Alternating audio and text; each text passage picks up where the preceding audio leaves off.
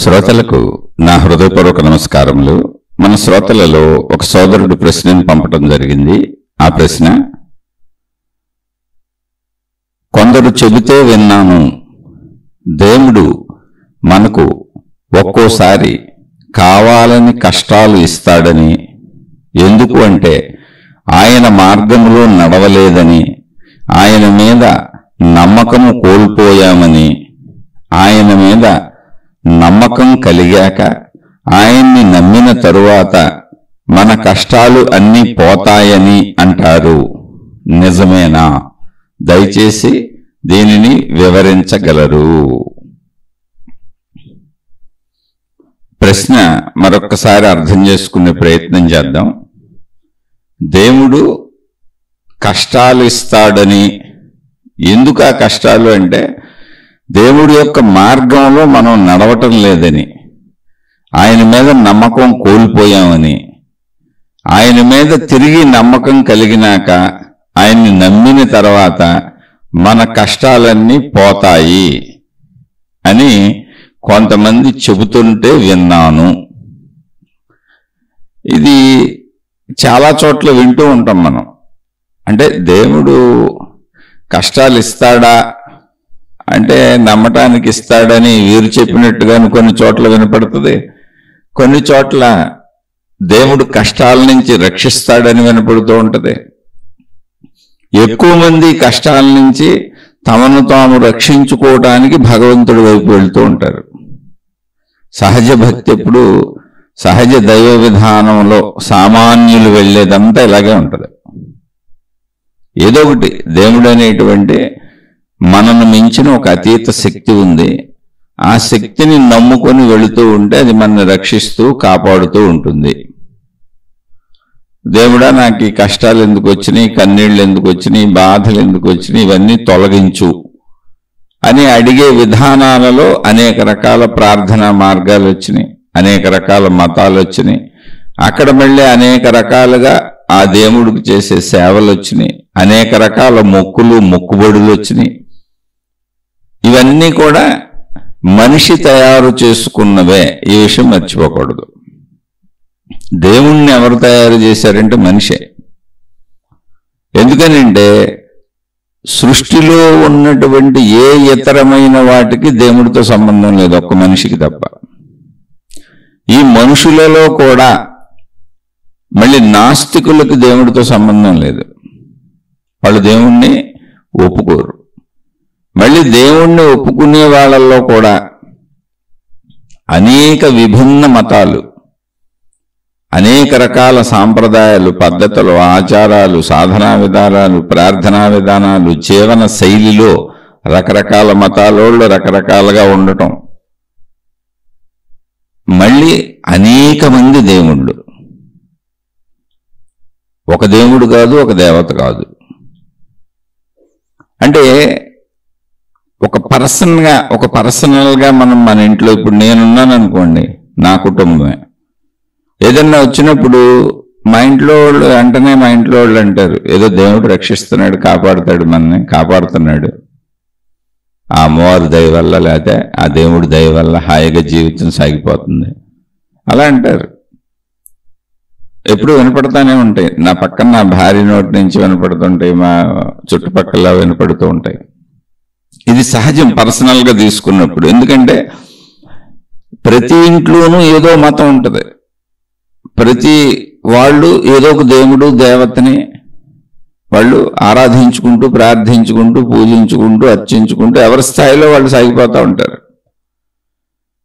ఇప్పుడు దేవుడు ఎవరనేది పేరు లేకపోయినా, ఎవరి పేరు వాళ్ళు పెట్టుకున్నా, కాన్సెప్ట్ దేవుడు అనేది మాత్రం ఏంటి అంటే ఎవరో నిరంతరం మన కాపాడుతున్నారు, రక్షిస్తున్నారు, వాళ్ళు కాపాడగలరు, రక్షించగలరు. కొన్ని సందర్భాలలో వీరు అడిగిన ప్రశ్న ప్రకారం కూడా ఉంటుంది. కొంతమంది ఆ భగవంతుడిని నమ్మలేదు, అందుకే వాళ్ళకి ఆ శిక్షలో. ఇప్పుడు చూసారా, ఈ కష్టాలు బాధలు అన్నీ పడిన తర్వాత వాళ్ళు భగవంతుడిని నమ్మారు, ఇష్టారాజ్యంగా జీవించుకుంటూ వెళ్ళిపోతున్నారు అనేటువంటివి కూడా వినపడుతూ ఉంటాయి.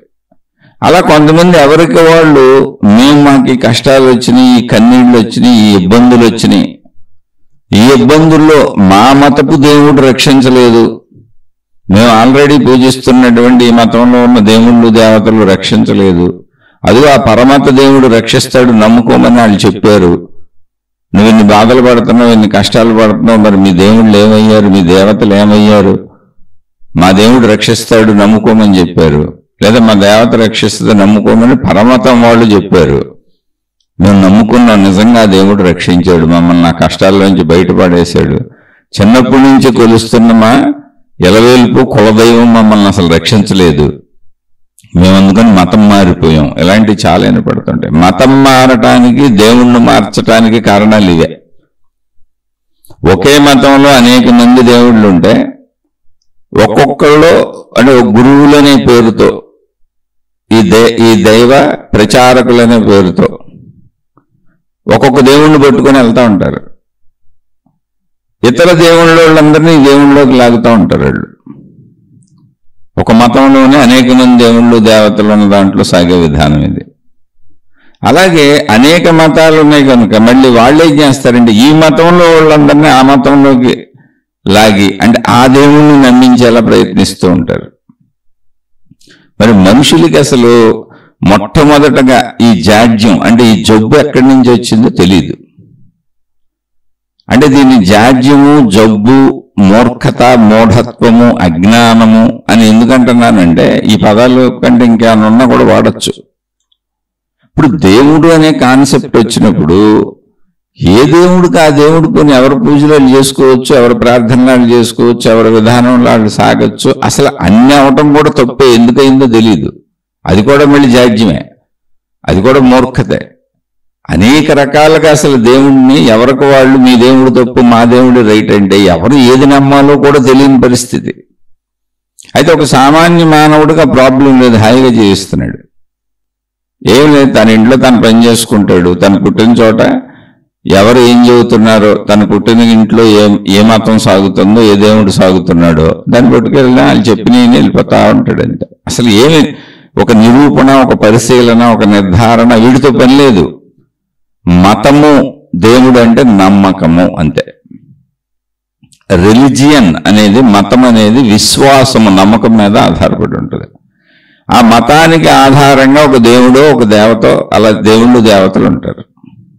మతం ఎప్పుడు ఒకళ్ళ మీద ఆధారపడి ఉంటుంది, ఆ మతం ఎప్పుడు ఒక దేవుడు దేవత మీద ఆధారపడి ఉంటుంది. ఆ మతానికి ఆధారం నమ్మకం. నమ్మకం అంటే ఏంటి? పరిశీలించటం, తెలుసుకోవటం, నేను స్వయంగా అవును కాదు నిరూపించుకొని తెలుసుకోవటం, విచక్షణ జ్ఞానాన్ని ఉపయోగించడం అదేం ఉండదు. ఇది ఇలా ఉన్నది నమ్ము అంతే, ఇది ఇలా ఉంటుంది నమ్ము, ఇది ఈ దేవుడు నమ్ము, ఈ దేవుడి యొక్క ప్రార్థనా విధానాలు ఇవి నమ్ము, ఈ దేవుడికి సంబంధించిన సాధనా పద్ధతులు ఇవి నమ్ము, ఈ దేవుడికి సంబంధించిన రంగులు, బట్టలు, అన్ని వస్తువులు, విషయాలు ఇవి ఇలాగే చేయాలి నమ్ము, ఈ దేవుడికి సంబంధించిన మొత్తం అన్ని చెబుతారు, రంగు, రుచి, వాసన, అవే ఆచార సాంప్రదాయాలు, పద్ధతులు.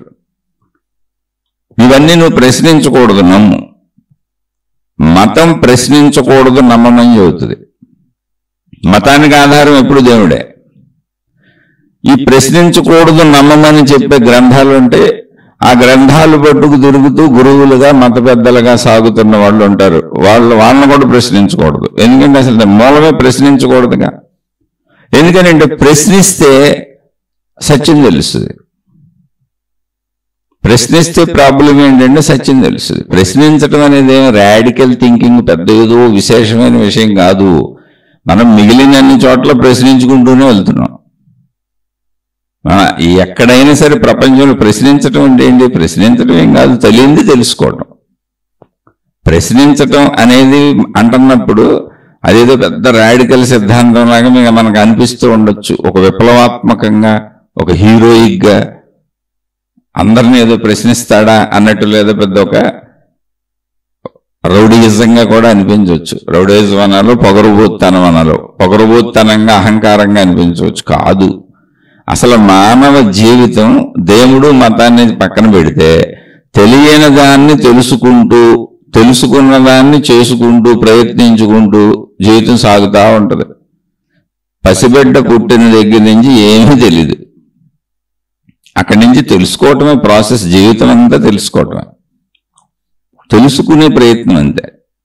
ఏం తెలుసుకునే ప్రయత్నం? అన్నీ తెలుసుకునే ప్రయత్నం. తెలుసుకోవడానికి అనువుగా కళ్ళు ఉన్నాయి. కళ్ళు చూసి తెలుసుకుంటే, చెవులు విని తెలుసుకుంటే, ముక్కు వాసన చూసి తెలుసుకుంటుంది, చర్మం స్పర్శలతో తెలుసుకుంటుంది, నాలుక రుచులతో తెలుసుకుంటుంది. ఇలా మొత్తం అనుభవాల ద్వారా ప్రపంచాన్ని తెలుసుకుంటూ ఉంటాం ఇప్పుడు. అలాగే మనలో ఉన్న జ్ఞానం విచక్షణతో తెలుసుకుంటుంది. మళ్ళీ తెలుసుకునేది ఇంకోటి ఉంది మనకి. 5 ఇంద్రియాలు కదా, 6ది ఒకటి ఉంది, అద్భుతమైంది జ్ఞానం. అది తెలుసుకోవటమే కాదు, అనేకమైన వాటిని కనుగొంటది. ఆ జ్ఞానం ఎప్పుడూ తెలుసుకునేది ఎక్కడో తెలుసా? తనలో తానే. ఇందాక చెప్పుకున్న కన్ను, ముక్కు, చెవి ఇవన్నీ పంచేంద్రియాలు, శబ్దస్పర్శ రూపరసగంధములన్నీ కూడా బయట ప్రపంచంలో ఉన్న వాటిని తెలుసుకుంటాయి. అవి ఉన్నాయి అక్కడ. కానీ జ్ఞానం అనేకమైన వాటిని ఆవిష్కరిస్తుంది కూడా. అది తనలో తాను వెతుక్కొని తానే సమాధానాలు కనుక్కొని అన్నింటినీ తనలో తానే తెలుసుకుంటుంది. జ్ఞానం చాలా అద్భుతం. ఇప్పుడు ఎవరో విమానం కనుక్కున్నారు. విమానం ఎవరైనా వాళ్ళకి ఇలా ఎక్కడో తయారు చేసి పెట్టి దాచి ఉంచితే వీళ్ళు వెళ్ళి అక్కడికి వెళ్ళి రహస్యంగా వెళ్ళి, అంటే ఒక చెట్టుకు పండు కోసుకున్నట్టుగా, పంటలు పండించుకొని ఆహార ధాన్యాలు ఉత్పత్తి చేసుకుంటున్నట్టుగా, అంటే అవన్నీ ప్రకృతిలో ఉన్నాయి, ఉన్న వాటినే పెంచుకుంటున్నాం అంతే. అలా ఎక్కడో విమానం దాచి ఉంటే, ర్యాకెట్ దాచి ఉంటే, ఒక టీవీ దాచి ఉంటే, ఒక కంప్యూటర్ దాచి ఉంటే, ఒక సెల్ ఫోన్ దాచి ఉంటే, మనం వినియోగించుకునే వస్తువులు కోటాను కోట్లు ఉన్నాయి. ఇవన్నీ ఎక్కడో దాచి ఉంటే ఆ దాచి ఉన్నటువంటి వస్తువుల్ని చూసేసి దానికి సంబంధించిన గ్రంథాలన్నీ చదివేసి తయారు చేయలే. మనిషి జ్ఞానంలో అన్వేషించుకుంటూ వెళితే జ్ఞానంలోనే ఆవిష్కరించబడింది. ఎవరు పరిశీలించారో పరిశోధించారో వాళ్ళకి ఆన్సర్ వాళ్ళ జ్ఞానంలోనే దొరికింది. జ్ఞానాద్భుతం అది. జ్ఞానంలో ఉన్న అద్భుతం అది. అదే అందుకే జ్ఞానమే అనంత ఆత్మశక్తి అన్నారు. సత్యం, జ్ఞానం, అనంతం బ్రహ్మ. ఎంత చక్కగా చెప్పారు మహాత్ములు. అంటే వాళ్ళకి అర్థమైంది పాపం, పరిశీలించిన వాళ్ళకి. వాళ్ళెవరు దేవుణ్ణి తప్పుపట్టలా, విషయాన్ని తప్పుపట్టలా, ఉన్న శక్తిని తప్పుపట్టలా, ప్రపంచాన్ని తప్పుపట్టలా, సృష్టిని తప్పుపట్టలా, సత్యం వేరు ఇది వేరు అది వేరు ఇలా రకరకాలు చేయలే. అసలు సరిగ్గా తెలుసుకున్న వాళ్ళు చెప్పినవి ఇవన్నీ. సత్యం, జ్ఞానం, అనంతం బ్రహ్మ, ఇవన్నీ ఒకటే అన్నారు. సత్యం, మనం దేన్నైతే సత్యం అని అనుకొని తెలుసుకోవాలో, సంపూర్ణ సత్యం ఏదుందో అది జ్ఞానస్వరూపం. జ్ఞానమే సత్యం. అయితే ఇది సంపూర్ణ జ్ఞానమా అంటే సత్యం, జ్ఞానం. ఎంతది జ్ఞానం? అనంతం. అనంతమైన సంపూర్ణ జ్ఞానం అర్థం అవ్వాలి నీకు. జ్ఞాన రూపంలోనే అర్థమవుద్ది అనంతం. దృశ్య రూపంలో అనంతం కుదరదు, శబ్ద రూపంలో అనంతం కుదరదు, వాసన రూపంలో అనంతం కుదరదు, రుచి రూపంలో అనంతం కుదరదు, స్పర్శ రూపంలో అనంతం కుదరదు. అవన్నీ పరిమితాలకే పరిమితం. అందుకని శరీరంతో పరిమితాలే గ్రహించగలం, కానీ జ్ఞానంతో అపరిమితం అనంతం గ్రహించగలం కాబట్టి గ్రహించిన మహాత్ములు చెప్పారు. సత్యం, జ్ఞానం, అనంతం బ్రహ్మ. అదే బ్రహ్మము. దాన్నే ఆత్మశక్తి బ్రహ్మము అన్నాం. దాన్ని మనుషులకు అర్థం అవ్వటం కోసం స్కూలు పిల్లలకు పాఠాలు చెప్పినట్టుగా, ఇప్పుడు పిహెచ్డి ప్రొఫెసర్ ఉన్నాడు, ఆయన చదివేశాడు, ఇంకా పెద్ద సైంటిస్ట్ అయిపోయాడు. ఇప్పుడు ర్యాకెట్లు తయారు చేసేసి ఇతర గ్రహాల మీదకు పంపేస్తున్నాడు. అంతరిక్షంలో శాటిలైట్లు పంపేస్తున్నారు. అంతరిక్షంలో శాటిలైట్ స్టేషన్స్ ఉన్నాయి. అక్కడ పెట్టుకొని ఇప్పుడు మనం ఉపయోగించుకునే నెట్లో గేట్లో ఇవన్నీ మనకు తెలిసిన అంతరిక్ష ఇన్ఫర్మేషను, బోల్ టెక్నాలజీ దాని మీదే ఉంది. సముద్రాలు ఎప్పుడు పొంగబోతున్నాయి, తుఫాన్లు ఎప్పుడు రాబోతున్నాయి, భూకంపాలను ఎస్టిమేట్ చేయటం, సునామీలను ఎస్టిమేట్ చేయటం, భౌగోళిక పరిస్థితుల్ని, వాతావరణ పరిస్థితుల్ని ఎస్టిమేట్ చేసి ముందే చెప్పేస్తున్నారు. ఈరోజు మనకి సూర్యరశ్మి ఎంత ఉండొచ్చు, వర్షం ఎంత పడవచ్చు, వర్షం ఎంత పడకపోవచ్చు, ఏ ఏ ప్రాంతాల్లో వర్షం పడవచ్చు, ఏ ఏ ప్రాంతాల్లో వర్షం పడకపోవచ్చు, ఏ ఏ ప్రాంతాల్లో సూర్య ఎండ తీవ్రతలు ఎంత ఉంటాయి అన్నీ ముందే చెప్పేస్తున్నారు వాతావరణ శాఖది. వీటన్నింటికి శాటిలైట్లే ఆధారం. సైన్స్ టెక్నాలజీ అది. అయితే ఇవన్నీ ఎక్కడి నుంచి వచ్చినాయి? ఎవరన్నా వస్తువులు అక్కడ పెట్టారా? ఇప్పుడు భూమి మీద మనం వచ్చేటప్పటికి చెట్లు ఉన్నాయండి. ఉన్న చెట్లకు విత్తనాలు ఉన్నాయి కనుక కొన్ని చెట్లు విత్తనాల ద్వారా, కొన్ని చెట్లు కొమ్మల ద్వారా, కొన్ని చెట్లు అంటు కట్టడం ద్వారా చెట్లను బతికించుకోవచ్చు. మళ్ళీ చెట్ల నుంచి చెట్లను ఉత్పత్తి అవుతాయి. అలాగే మనం వచ్చేటప్పటికే మనుషులు ఉన్నారు, మనుషుల నుంచి మనుషులు వస్తున్నారు. మనం వచ్చేటప్పటికే జంతువులు ఉన్నాయి, జంతువుల నుంచి జంతువులు వస్తున్నాయి. మిగిలిన జడ పదార్థముల పరిశీలనకు మన ఆయువు సరిపోదు. మనం వెళ్ళిపోతాం 100 సంవత్సరాలు మ్యాక్సిమం మన ఆయువు. 90కో 80కో 70కో వెళ్ళిపోతాం మనం. కాబట్టి ఆ జడ పదార్థములు ఎలా వస్తున్నాయి, ఎలా వెళ్తున్నాయి అనేది మనకి తెలుసుకోవటానికి మన శక్తి సరిపోదు. కానీ అవి కూడా అంతమైపోతాయని సైన్స్ చెబుతుంది. ఏదో ఒక టైంకి, లక్షల సంవత్సరాలు, కోట్ల సంవత్సరాలు. ఇవన్నీ కూడా ఉన్నవి గ్రహిస్తున్నాం. అది ఓకే. ఇప్పుడు చెట్లు ఉన్నాయి కాబట్టి మనం ఆహార పదార్థాలు పండించుకుంటున్నాం. మాంసాహారం తినేవాళ్ళు జంతువులు ఉన్నాయి కాబట్టి జంతువుల నుంచి జంతువులు వస్తాయి కాబట్టి వాటిని పెంచుకొని ఆ ఉత్పత్తి చేసుకుంటున్నారు. అంటే ఉన్న వాటిని మనం ఇంకా పెంచుకొని ఉపయోగించుకుంటున్నాం. అలా పెంచుకునే అవకాశం ఉంది, అది వాడుకుంటున్నాం, ఓకే. కానీ విమానం అనేది లేదు, ర్యాకెట్ అనేది లేదు. అంతకుముందు ర్యాకెట్ లేదు, అంతకుముందు విమానం లేదు, అంతకుముందు వాహనాలు, బస్సులు, సైకిళ్ళు లేవు. మనుషులు అడవుల్లో జంతువుల మధ్య జంతువులా బతికారు. అక్కడి నుంచి ఆలోచనతో ఇంత దూరం వచ్చారు. ఎంత దూరం అంటే ర్యాకెట్లు వేసుకొని ఆకాశంలో శాటిలైట్ స్టేషన్లు పెట్టుకొని ప్రపంచవ్యాప్తంగా భౌగోళిక పరిస్థితులను గమనిస్తూ వాతావరణ విధానాలు ముందే చెబుతూ ఇతర గ్రహాల మీదకి వెళ్లే ప్రయత్నం కూడా చేస్తున్నారు. ఇంకా ఆలోచించండి. ఇది ఎందుకు చెబుతున్నానంటే ఇది జ్ఞానావిష్కరణ అంటారు దీన్ని. అంటే జ్ఞానంలోనే సమాధానాలన్నీ ఉన్నాయి. అందుకే సత్యం, జ్ఞానం, అనంతం, బ్రహ్మ అన్నారు. సత్యం అదే. ఏంటది? జ్ఞానము. ఎంత జ్ఞానము? అనంతము. మరి అనంతమైతే అర్థమవుతుందా? జ్ఞానంలో అర్థమవుతుంది. జ్ఞానపరంగా అర్థమవుతుంది, శరీరపరంగా ఇంద్రియపరంగా అర్థమవుతుంది. దాన్నే బ్రహ్మం అని పిలిచాము అని చెప్పారు. ఆ బ్రహ్మం అన్న దాన్నే ఆత్మ, మరొక పేరు దానికంతే. దాన్నే విశ్వశక్తి, సృష్టి శక్తి, ప్రకృతి శక్తి అని పిలుచుకుంటున్నాం. అర్థం అవడానికి అనేక పదాలు పెట్టుకున్నాం అంతే. కానీ వాళ్ళకి ఎంత అర్థమయ్యి ఉంటుందండి? సత్యం, జ్ఞానం, అనంతం, బ్రహ్మ అన్నారంటే ఆలోచించి ఉండవు సార్. ఆ అనంతమైనటువంటి బ్రహ్మం ఏదున్నదో అది జ్ఞానస్వరూపము, అది సత్యము, అదే సత్యము. ఇంకెందుకంటే సత్యం వేరేదేమీ లేదు. ఇది సంపూర్ణత్వం. సత్యం అంటే అదొక స్థితిని తెలియజేస్తుంది. ఇప్పుడు జ్ఞానం అనేది ఎక్కడ ఉందండి? మనలో ఉంది. మనం ఆలోచిస్తున్నాం కదా, మనం ఆలోచించట్లా.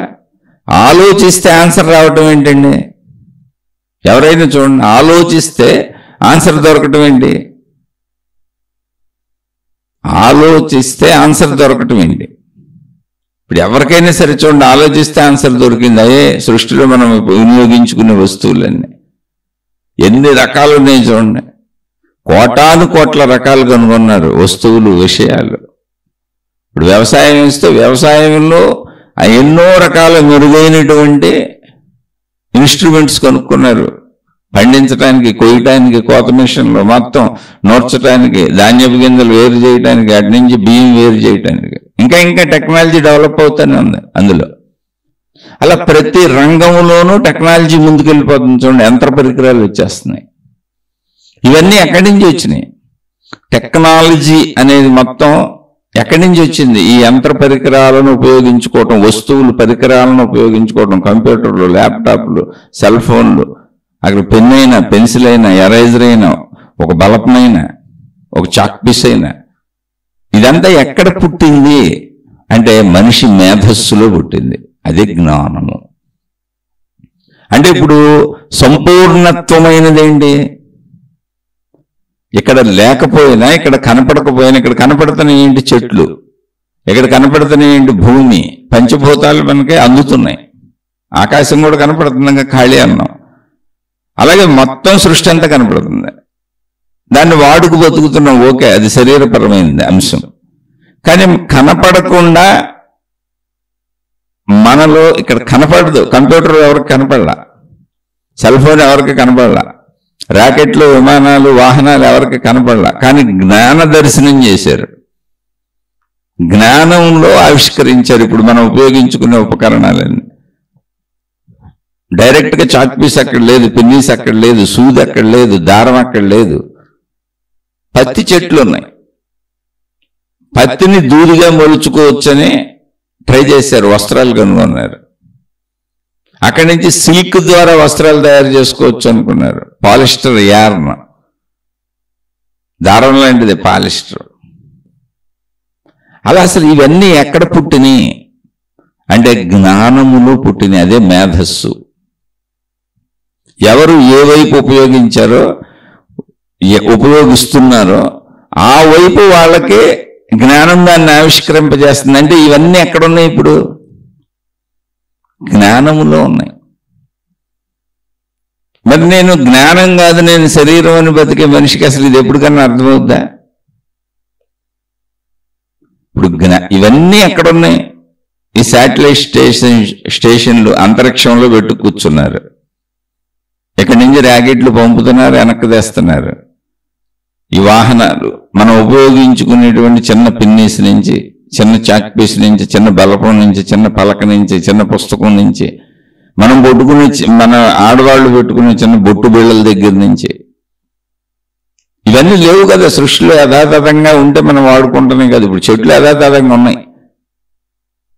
ఇప్పుడు మీరు బియ్యం తింటున్నారు, లేదా గోధుమలు తింటున్నారు, లేదా మొక్కజొన్న తింటున్నారు, జాంకాయలు తింటున్నారు, అనేక పళ్ళు తింటున్నారు, అనేక కూరగాయలు తింటున్నారు. అవన్నీ ఆల్రెడీ అక్కడ ఉన్నాయి.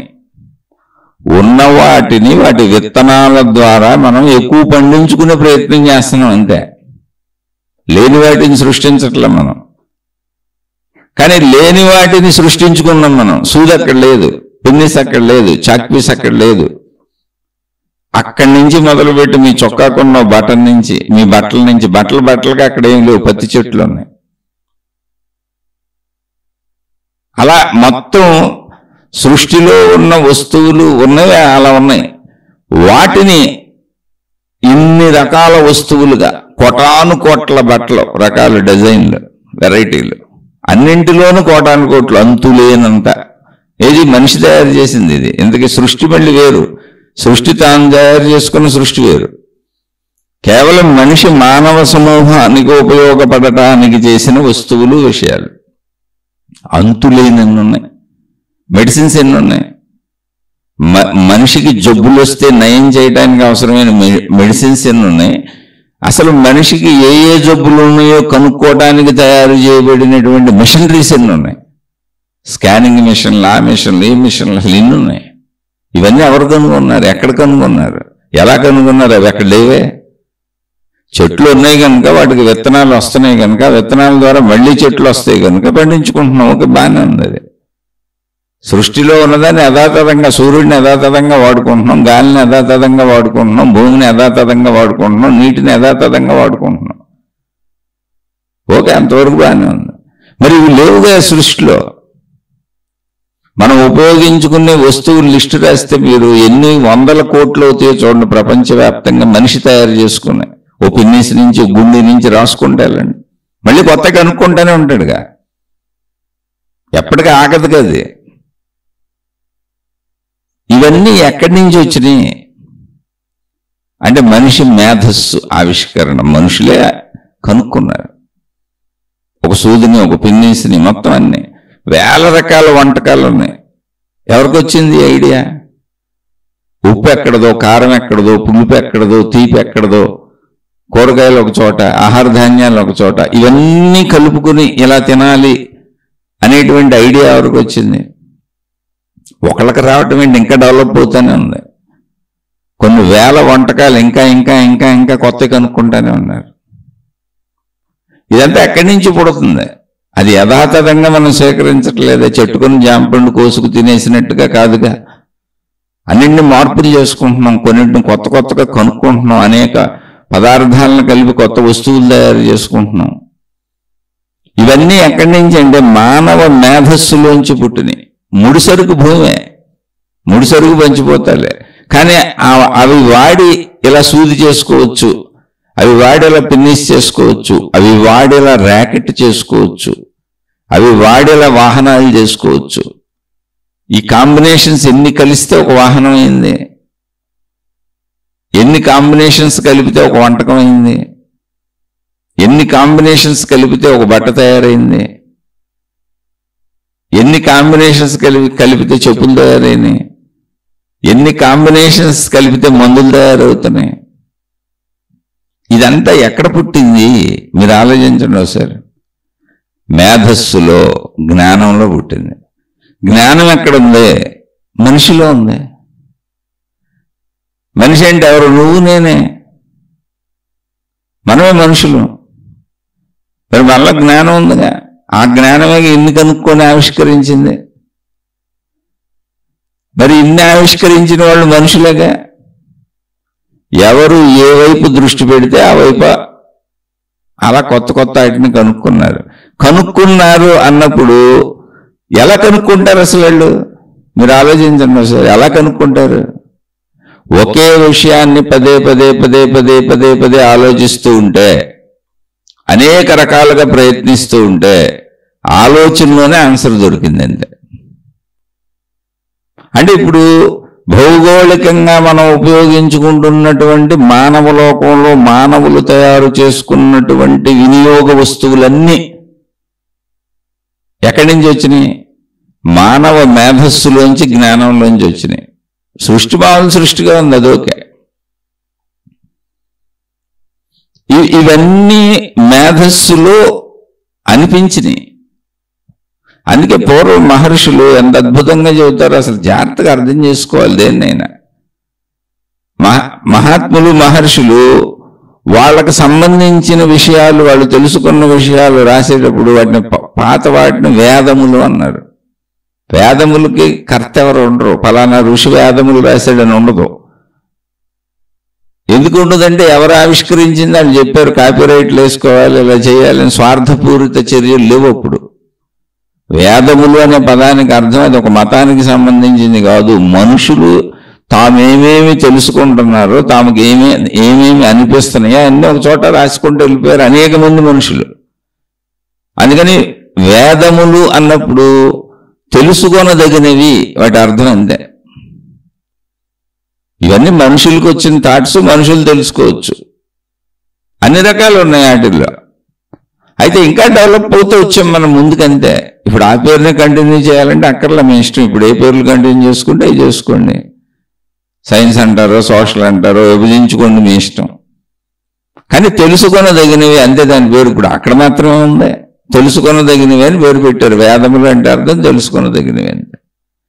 వాళ్ళు చెబుతున్నప్పుడు కొన్ని చోట్ల దర్శనములు అని పిలిచారు వాటిని. మేము దర్శించాము అని చెప్పారు. ఎక్కడ దర్శించామంటే వస్తువు కనపడిందా, లేకపోతే ఎవరన్నా దర్శించామనగానే మహిమగా భగవద్ దర్శనం అయిపోయిందని మనకు చెప్పినట్టు వెలుగులు చెమ్ముతే ఎవరు వచ్చి నుంచున్నారా? కాదు, జ్ఞాన దర్శనము. అక్కడ దర్శనం అంటే నా జ్ఞానంలోనే, నా మేధస్సులోనే మెరిసింది, నాకెవరో చెప్పలేదు. ఎవరి ద్వారానో తెలియబడిన విషయం కాదు, ఓ పుస్తకం చదివితే అర్థమైన విషయం కాదు, ఎవరో ఉపన్యాసకుడు చెబుతుంటే విని అర్థం చేసుకున్న విషయం కాదు. నా స్వీయ ఆలోచనలో నేనే ఆలోచించుకుంటూ, తర్కించుకుంటూ, పరిశీలించుకుంటూ, పరిశోధించుకుంటూ ఇదేంటి ఇదేంటి ఇదేంటి ఇదేంటి అనుకుంటూ సాగుతుంటే నాలోనే మెరిసిన ఒక మెరుపు నాకు లోపల దర్శనమైంది. అది జ్ఞాన దర్శనము అంటారు దాన్ని. అందుకని దర్శనములు అని పేరు పెట్టారు. దర్శించడం అంటే కళ్ళతో బొమ్మ చూసినట్టు కాదు, జ్ఞానంలో అర్థం అవటమే దర్శనం, జ్ఞానంలో అనిపించటమే దర్శనం, జ్ఞానంలో కనిపించటమే దర్శనం, జ్ఞానంలో వినిపించటమే దర్శనం. వినిపించటం అంటే శబ్దాలు వినపడతాయి అనుకోబాకండి, మామూలు చెబుతున్నా. జ్ఞానంలో అంటే పంచేంద్రియాలతో శరీరం ఏం చేయగలదో అంటే కళ్ళు చూడగలవు, చెవి వినగలదు, ముక్కు వాసన చూడగలదు, నాలుక రుచి చూడగలదు, మొత్తం చర్మం స్పర్శ తెలుసుకోగలదు, అలాగే స్త్రీ పురుష శారీరక సుఖాన్ని అనుభవించగలదు. శరీరం, పంచేంద్రియాలు ఇవి. ఏం చేయగలవో ఆ 5 రకాలు, పంచేంద్రియాలు చేయగలిగిన 5 రకాలు, ఇంకా అంతకంటే ఎక్కువగా జ్ఞానం చేయగలదు. అదే జ్ఞానావిష్కారం. ఇంకా అంతకంటే ఎక్కువగా జ్ఞానంలో జరుగుతూ ఉంటుంది. కానీ జ్ఞానానికి ఆధారత లేదు. కన్నుకి, ఇప్పుడు కన్ను చూడాలంటే ఎదురుగా వస్తువు ఉండాలి, ఆ వస్తువు మీద వెలుగు ఉండాలి. కన్ను చూడాలంటే వస్తువు ఉండాలి, అంటే దృశ్యం ఉండాలి, దృశ్యం దగ్గర వెలుగు కూడా ఉండాలి, అప్పుడే కన్ను చూడగలదు. చెవి వినాలంటే బయట శబ్దం ఉండాలి, శబ్దం అక్కడ ఎవరో ఒకళ్ళు శబ్దం చెయ్యాలి, ఏదో ఒక శబ్దం జరగాలి బయట, ఉంటేనే వినగలదు. ముక్కు వాసన చూడాలంటే ఏదో ఒకటి ఉండాలి బయట, దానికి ఆధారమైంది జరుగుతుండాలి. ఓ పూల తోట కన్నా వెళ్ళాలి, లేదా వంటింట్లో అన్నా ఉండాలి, ఏదో ఒకటి జరగాలి, అక్కడ వాసన రావాలి. అంటే దానికి ఆబ్జెక్ట్ ఉండాలి, ఇంకో విషయం ఉండాలి, ఇంకో పదార్థం ఉండాలి, ఇంకో మనిషి ఉండాలి, అప్పుడే వాసన. రుచికి అంతే, ఇంకో ఆబ్జెక్ట్ ఉండాలి, ఇంకో పదార్థం ఉండాలి. అలాగే స్పర్శకి అంతే, ఇంకొకటి ఉండాలి, ఇంకొకటి ఉంటే స్పర్శ తెలుస్తుంది. అలాగే స్త్రీ పురుష శారీరక సుఖం అంతా ఇంకొకళ్ళు ఉండాలి. అంటే శరీరంతో చేసే పనికి వేరేవి కావాలి, ఇంకోటి ఉండాలి సృష్టిలో. అదే సృష్టి, అన్నీ ఇంకో ఆబ్జెక్ట్ ఉండాలి. కానీ జ్ఞానానికి ఆబ్జెక్ట్తో పని లేదు, మొత్తం దాంట్లోనే ఉన్నాయి.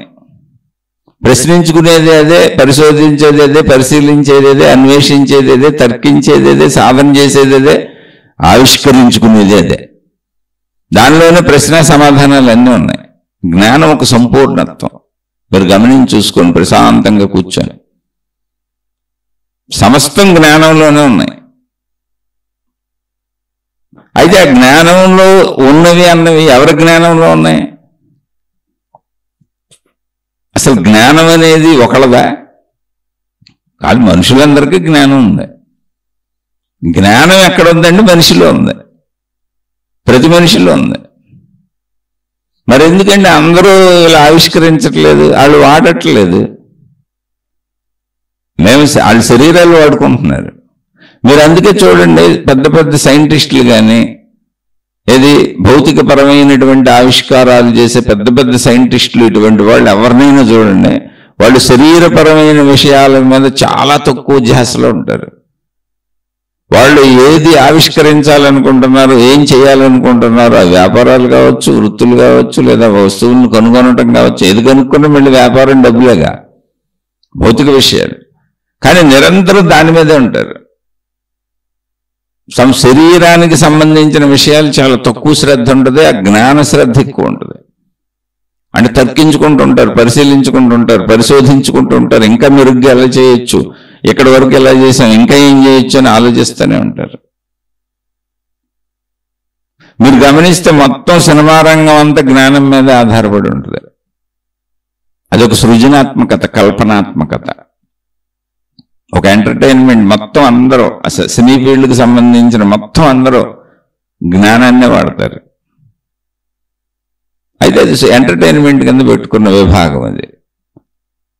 అలా ఎక్కడ ఎవరినైనా చూడండి మీరు, శరీరం ఉంటుంది కానీ అది పరిమితత్వంగా ఉంటుంది, జ్ఞాన వినియోగం ఎక్కువ ఉంటుంది. అక్కడ ఉన్న చోట ఆవిష్కారాలు ఉంటాయి. కొంతమంది ప్రొఫెసర్లు పెద్ద పెద్ద వాళ్ళు మనకు మామూలుగా చూపిస్తారు, మతిమరుపులాగా ఉంటారు. ఎందుకంటే భౌతిక ధ్యాస తక్కువ ఉంటుంది, ఎప్పుడు వాళ్ళకున్న ఆలోచన మీద వెళ్ళిపోతుంటారు తీవ్రంగా.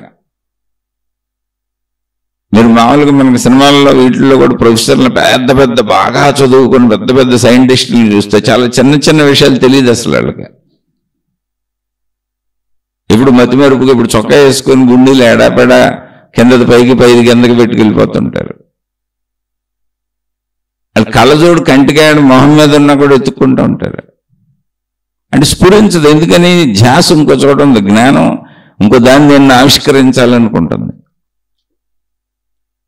అలా భౌతికమైనటువంటి ఆవిష్కరణల జ్ఞానాన్ని వినియోగించే వాళ్ళు చాలా తక్కువ మంది ఉంటారు, ఒక 10% ఉంటారు. దాన్ని వాడుకుంటున్న వాళ్ళం మనం 90%. అలాగే సేమ్ అసలు నేనెవరు, నేనేంటి, నేను ఎందుకు వచ్చాను, నా చావు పుట్టుకలు ఏంటి, సృష్టి ఏంటి, దీనికి మూలం ఏంటి అని కొంతమంది అలా ఆలోచించారు. వాళ్ళు ఆధ్యాత్మికవేత్తలు. కొంతమంది భౌతికమైన విషయాలను కనుగొన్నారు. అంటే మనుషులకు పనికొచ్చేటువంటి వస్తువులు, మనుషులు వినియోగించుకోవడానికి ఉపయోగపడేటువంటి వస్తువులు, విషయాలు, మనుషుల జీవనానికి సంబంధించిన అనేక వస్తువులు, విషయాలు, మనుషులు బ్రతకడానికి సంబంధించిన, అనారోగ్యాల నుంచి రక్షణకు సంబంధించిన అనేక విషయాలు, మందులు, వైద్య శాస్త్రం.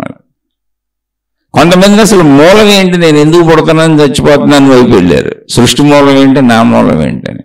వాళ్ళని కూడా మీరు గమనించండి. ఋషులు, మునులు, యోగులు, తపస్సంపన్నుల జీవితమే వాళ్ళు కూడా మీరు గమనిస్తే భౌతికమైనటువంటి ఆడంబరాలు, ఆసక్తులు చాలా తక్కువ ఉంటాయి.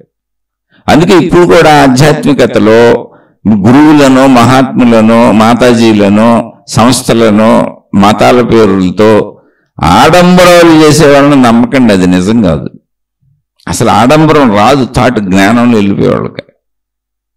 పరిశోధన చేస్తూ, పరిశీలన చేస్తూ ప్రయాణించే వాళ్ళకి శారీరకపరమైనటువంటి ఆడంబర ధ్యాస రాదు.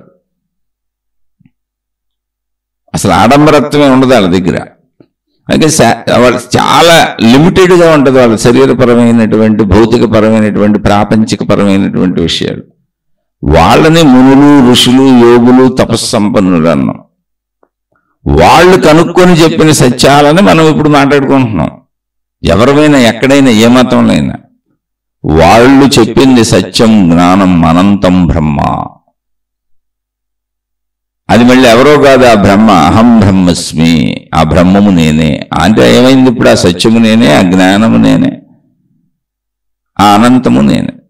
అంటే జ్ఞానం ఎంత అంటే అనంతం, అంతులేదు దానికి. ఎటువైపు వెళ్తే అటువైపు కనుక్కుంటున్నారు. అయితే వెళ్ళాలిగా, దాని మీద దృష్టి పెట్టాలిగా. దృష్టి పెట్టాలంటే ఏంటి? శరీర ధ్యాస తగ్గి జ్ఞానధ్యాస పెరగాలి. అందుకే వాళ్ళు తపస్సులు చేశారు. ధ్యానము, తపస్సులు ఇవన్నీ ఏంటి? తపించటం అంటే శరీరాన్ని ఊరిని బ్రతికించుకున్నారు. అలానే వాళ్ళకి వివాహాలు అయినాయి, కుటుంబ వ్యవస్థ ఉంది. ఎంతసేపు కౌగిలించుకు పడుకుంటాం? పడుకోరుగా ఎవరు? 24 గంటల కౌగిలించుకు పడుకుంటారా? పడుకోరుగా. ఆ కోరిక కలిగినప్పుడు తీర్చుకొని ధర్మయుతమైనటువంటి జీవితం గడుపుతూ మిగిలిన కాలం అంతా తపస్సులు చేశారు. మనం ఏంటంటే అవే కోరికలకు వెంపర్లాడుతూ తిరుగుతాం. ఈ స్త్రీ కాకపోతే ఇంకో స్త్రీ, ఎక్కడో చోట స్త్రీ, ఈ పురుషుడు కాకపోతే ఇంకో పురుషుడు. అలా కోరికలకు అంతు లేదు, ఇంకా అనంతం. తినేవి, తాగేవి, కట్టుకునేవి, అనుభవించేవి. అంటే ఇది శరీరపరమైనటువంటి భావన. అది తప్ప రైట కాదు, శరీర భావన. శరీర భావనలో వెళ్ళేవాళ్ళు జ్ఞానభావాన్ని వినియోగించలేరు. జ్ఞానభావం అధికంగా ఉండదు. శరీర భావానికి సరిపోయినంత వాళ్ళు జ్ఞానాన్ని తమకు శరీరానికి సరిపోయినంత ఉపయోగిస్తారు అంతే. జ్ఞానభావంలో అధికంగా ఉండేవాళ్ళు శరీర భావాలు తగ్గిపోతాయి. మానేయులు మొత్తం తగ్గుతాయి. మానేస్తే చచ్చిపోతాం. ఆనందాన్ని పోయి చచ్చిపోం. ఇప్పుడు ఆనందం అంటే ఎప్పుడు జరిగిందో అప్పుడు భార్యాభర్తలు కలవటం జరుగుతుంది, పిల్లల్ని పెంచుకోవటం జరుగుతుంది. అన్ని తగుమాత్రంగా ఉంటాయి. ఆ వేరియేషన్ ఎవరికైనా తీసుకోవాలి. అయితే ఈ ఒడ్డు, లేకపోతే ఆ ఒడ్డు కాదు. జ్ఞానం అంటే మొత్తం కుటుంబాలు వదిలిపెట్టేసి నేను ఆధ్యాత్మికం అంటే సన్యాసం తీసుకెళ్ళిపోతాను, ఏదో ఏ మతంలో ఏ పేరుతో పిలిస్తే అది మొత్తం వదిలేసిపోతాను, అలా ఉండదు. వాళ్ళు మూర్ఖులే. అదొక జడత్వం. అంటే జ్ఞాన వైపరీత్యం అంటారు దీన్ని. అంటే జ్ఞానం సరిగ్గా అర్థం కాకపోతే అలా ప్రవర్తిస్తూ ఉంటారు. అయితే మొత్తం వదిలేసి వెళ్ళిపోతాం, లేదా మొత్తం ఇందులో కూరుకుపోతాం. దీనికి వివేకానందుల వారు కూడా చెప్పారు. ఆయన జ్ఞానే కదా, ఆయన మహాత్ముడే కదా. ఆయన సన్యాసి దీక్ష తీసుకున్నారు కూడా తన గురువు దగ్గర. అయినా ఆయన ఏం చెప్పారో తెలుసా? ఇక్కడ ఈ ప్రపంచంలో ఏమీ లేదు అని చెప్పి కుటుంబాలు వదిలిపెట్టేసి, మనుషులను వదిలిపెట్టేసి, ఎక్కడో హిమాలయాల్లో ఏదో ఉంది అది పొందుదామని వెళ్ళిపోయే వాళ్ళందరూ, అంటే తపస్సులు చేసి, సాధన చేసి, దేవుణ్ణో, దేవతనో, ఏదో శక్తినో, అనంత ఆత్మశక్తినో, ఆత్మజ్ఞానాన్నో పొందుదామని వెళ్ళిపోయి అందరూ కూడా కొంత పోగొట్టుకున్నారు. ఏం పోగొట్టుకున్నారంటే ఈ జ్ఞానాన్ని పోగొట్టుకున్నారు. అక్కడ వాళ్ళు పొందేదేమి ఉండదు. ఎందుకని అందులో సంపూర్ణత లేదు, అసంపూర్ణ జ్ఞానం కాదు. మొత్తంగా శరీరం కోసం ఇక్కడే బతుకుతాం, ఈ కుటుంబం, ఈ జీవితం, ఈ ఇల్లు, ఈ డబ్బు, ఈ భార్య, పిల్లలు, నా వాళ్ళు, నాది, నేను, నా సుఖభోగాలని బతికేవాళ్ళు పోగొట్టుకున్నారు. వీళ్ళకి ఇదే దక్కింది. వాళ్ళకి ఆ ఆధ్యాత్మిక జ్ఞానం అర్థం అవ్వాల. అలా కాదు, ఇక్కడే ఉండి ఈ మనుషులతోనే ఉండి ఇందులోనే ఉండి దాన్ని సంపూర్ణంగా అర్థం చేసుకొని ఇక్కడే పొందాలని చెప్పారు. ఎంతోమంది మహాత్ములు చెప్పారు. అంటే నిజం తెలిసిన వాళ్ళు ఎప్పుడూ నిజమే చెప్పారు. అది జ్ఞానం కరెక్ట్గా తెలియాలి. ఎవరికి తోచిన జ్ఞానం అది కాదు. అందుకని ఒకసారి జాగ్రత్తగా ఆలోచిస్తే అసలు సృష్టిలో మొత్తం యథాతథంగా ఉన్న సృష్టిని వదిలేస్తే, అంటే సృష్టి తనను తాను ఎలా యథాతథంగా తయారై ఉంచుకుందో అలా దాన్ని వదిలేస్తే, మానవ లోకంలో మనం తయారు చేసుకున్నవన్నీ మనం కూర్చుని కుర్చీల నుంచి, మంచాల నుంచి, పరుపుల నుంచి, దుప్పట్ల నుంచి, దిళ్ళ నుంచి, అన్నీ మనం కట్టుకున్న బట్టల నుంచి కోటాను కోట్లు ఉన్నాయి ప్రపంచవ్యాప్తంగా. అవన్నీ జ్ఞానంలోంచి పుట్టినవే. అలాగే జ్ఞానంలోంచి పుట్టింది ఆధ్యాత్మికత. ఏం పుట్టింది? అసలు జ్ఞానమే ఆధ్యాత్మికమని తెలిసింది వాళ్ళకి. అది కదా అద్భుతం. ఎందుకని ఇప్పుడు మీరు మామూలుగా ఆలోచించండి, మానవ లోకంలో గుండె పిన్నేసి నుంచి మొదలుకొని కోటాను కోట్లు ప్రపంచవ్యాప్తంగా ఉన్న వస్తువులన్నీ కూడా యథాతథంగా సృష్టిలో లేవు. చూసి వాడుకుంటున్నారులే, చూసి తయారు చేసుకుంటున్నారులే అనటానికి మానవ మేధస్సు యొక్క ఆవిష్కరణలు అవన్నీ. అంటే ఇవన్నీ ఎక్కడున్నాయి? జ్ఞానంలో ఉన్నాయి. జ్ఞానం ఎక్కడుంది? మనిషిలో ఉంది. అంటే మానవుడు కనుక్కున్న విషయాలన్నీ ఎక్కడున్నాయి అంటే జ్ఞానంలో ఉన్నాయి. జ్ఞానం ఎక్కడుంది? మనిషిలో ఉంది. అలాగే అంటే ఇప్పుడు జ్ఞానం మనిషిలో ఉన్నప్పుడు మనిషి ఎవరు? జ్ఞాని కదా. జ్ఞానం ఉన్నవాడిని జ్ఞాని అనరా? ఇప్పుడు నాకు కాళ్ళు ఉన్నాయి, కాళ్ళు ఉన్నాయనే చెబుతాక కాళ్ళు లేవని ఎలా చెబుతాను నేను? కాళ్ళకి హక్కుదారు ఉన్నాక నేను నాకు కళ్ళు ఉన్నాయి, కళ్ళు ఉన్న నన్ను గుడ్డివాడు అనరుగా, కాళ్ళు ఉన్న నన్ను కుంటివాడు అనరుగా. అలా అనడం కుదరదుగా. ఉన్నాయి. అలాగే జ్ఞానం ఉన్నవాడు జ్ఞానే, ప్రతి మనిషి జ్ఞానే. కానీ నేను జ్ఞానిని కాదు అని నువ్వెందుకు అనుకుంటున్నావు? కొంతమందే జ్ఞానులని ఎందుకు అంటున్నావు? అది భౌతికంలో జ్ఞానులు అంటే సైంటిస్టులు, కనుక్కున్న వాళ్ళు, మేధావులు అయి ఉండొచ్చు. భౌతికపరమైన పదం మేధావులు అయి ఉండొచ్చు, తత్వవేత్తలు అనొచ్చు. ఆధ్యాత్మికతలో జ్ఞానులు అనొచ్చు, మహాత్ములు అనొచ్చు. ఎందుకంటున్నాం కొంతమందిని? అంటే వాళ్ళు జ్ఞానాన్ని వాడారు. మనం కాళ్ళు, చేతులు, శరీరాన్ని వాడుతున్నాం, పంచేంద్రియాలను వాడుతున్నాం, అంతే తేడా, అంతకంటే ఏం లేదు. కానీ మీరు గమనిస్తే మొత్తం జ్ఞానంలోనే ఉంది ఆవిష్కారం అంతా. మొత్తం ఈ ఆవిష్కరణలన్నీ జ్ఞానంలోంచి వచ్చినవి. అలాగే ఆధ్యాత్మికత ఎక్కడి నుంచి వచ్చింది? ఎవరికి తెలిసింది? ఎలా తెలుసుకున్నారు? అది కూడా జ్ఞానమే.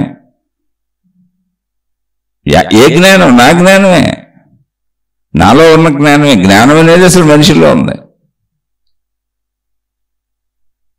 అప్పుడు మనిషిని ఏమనాలి? మనిషి అసలు ఎవరు? జ్ఞానస్వరూపుడు.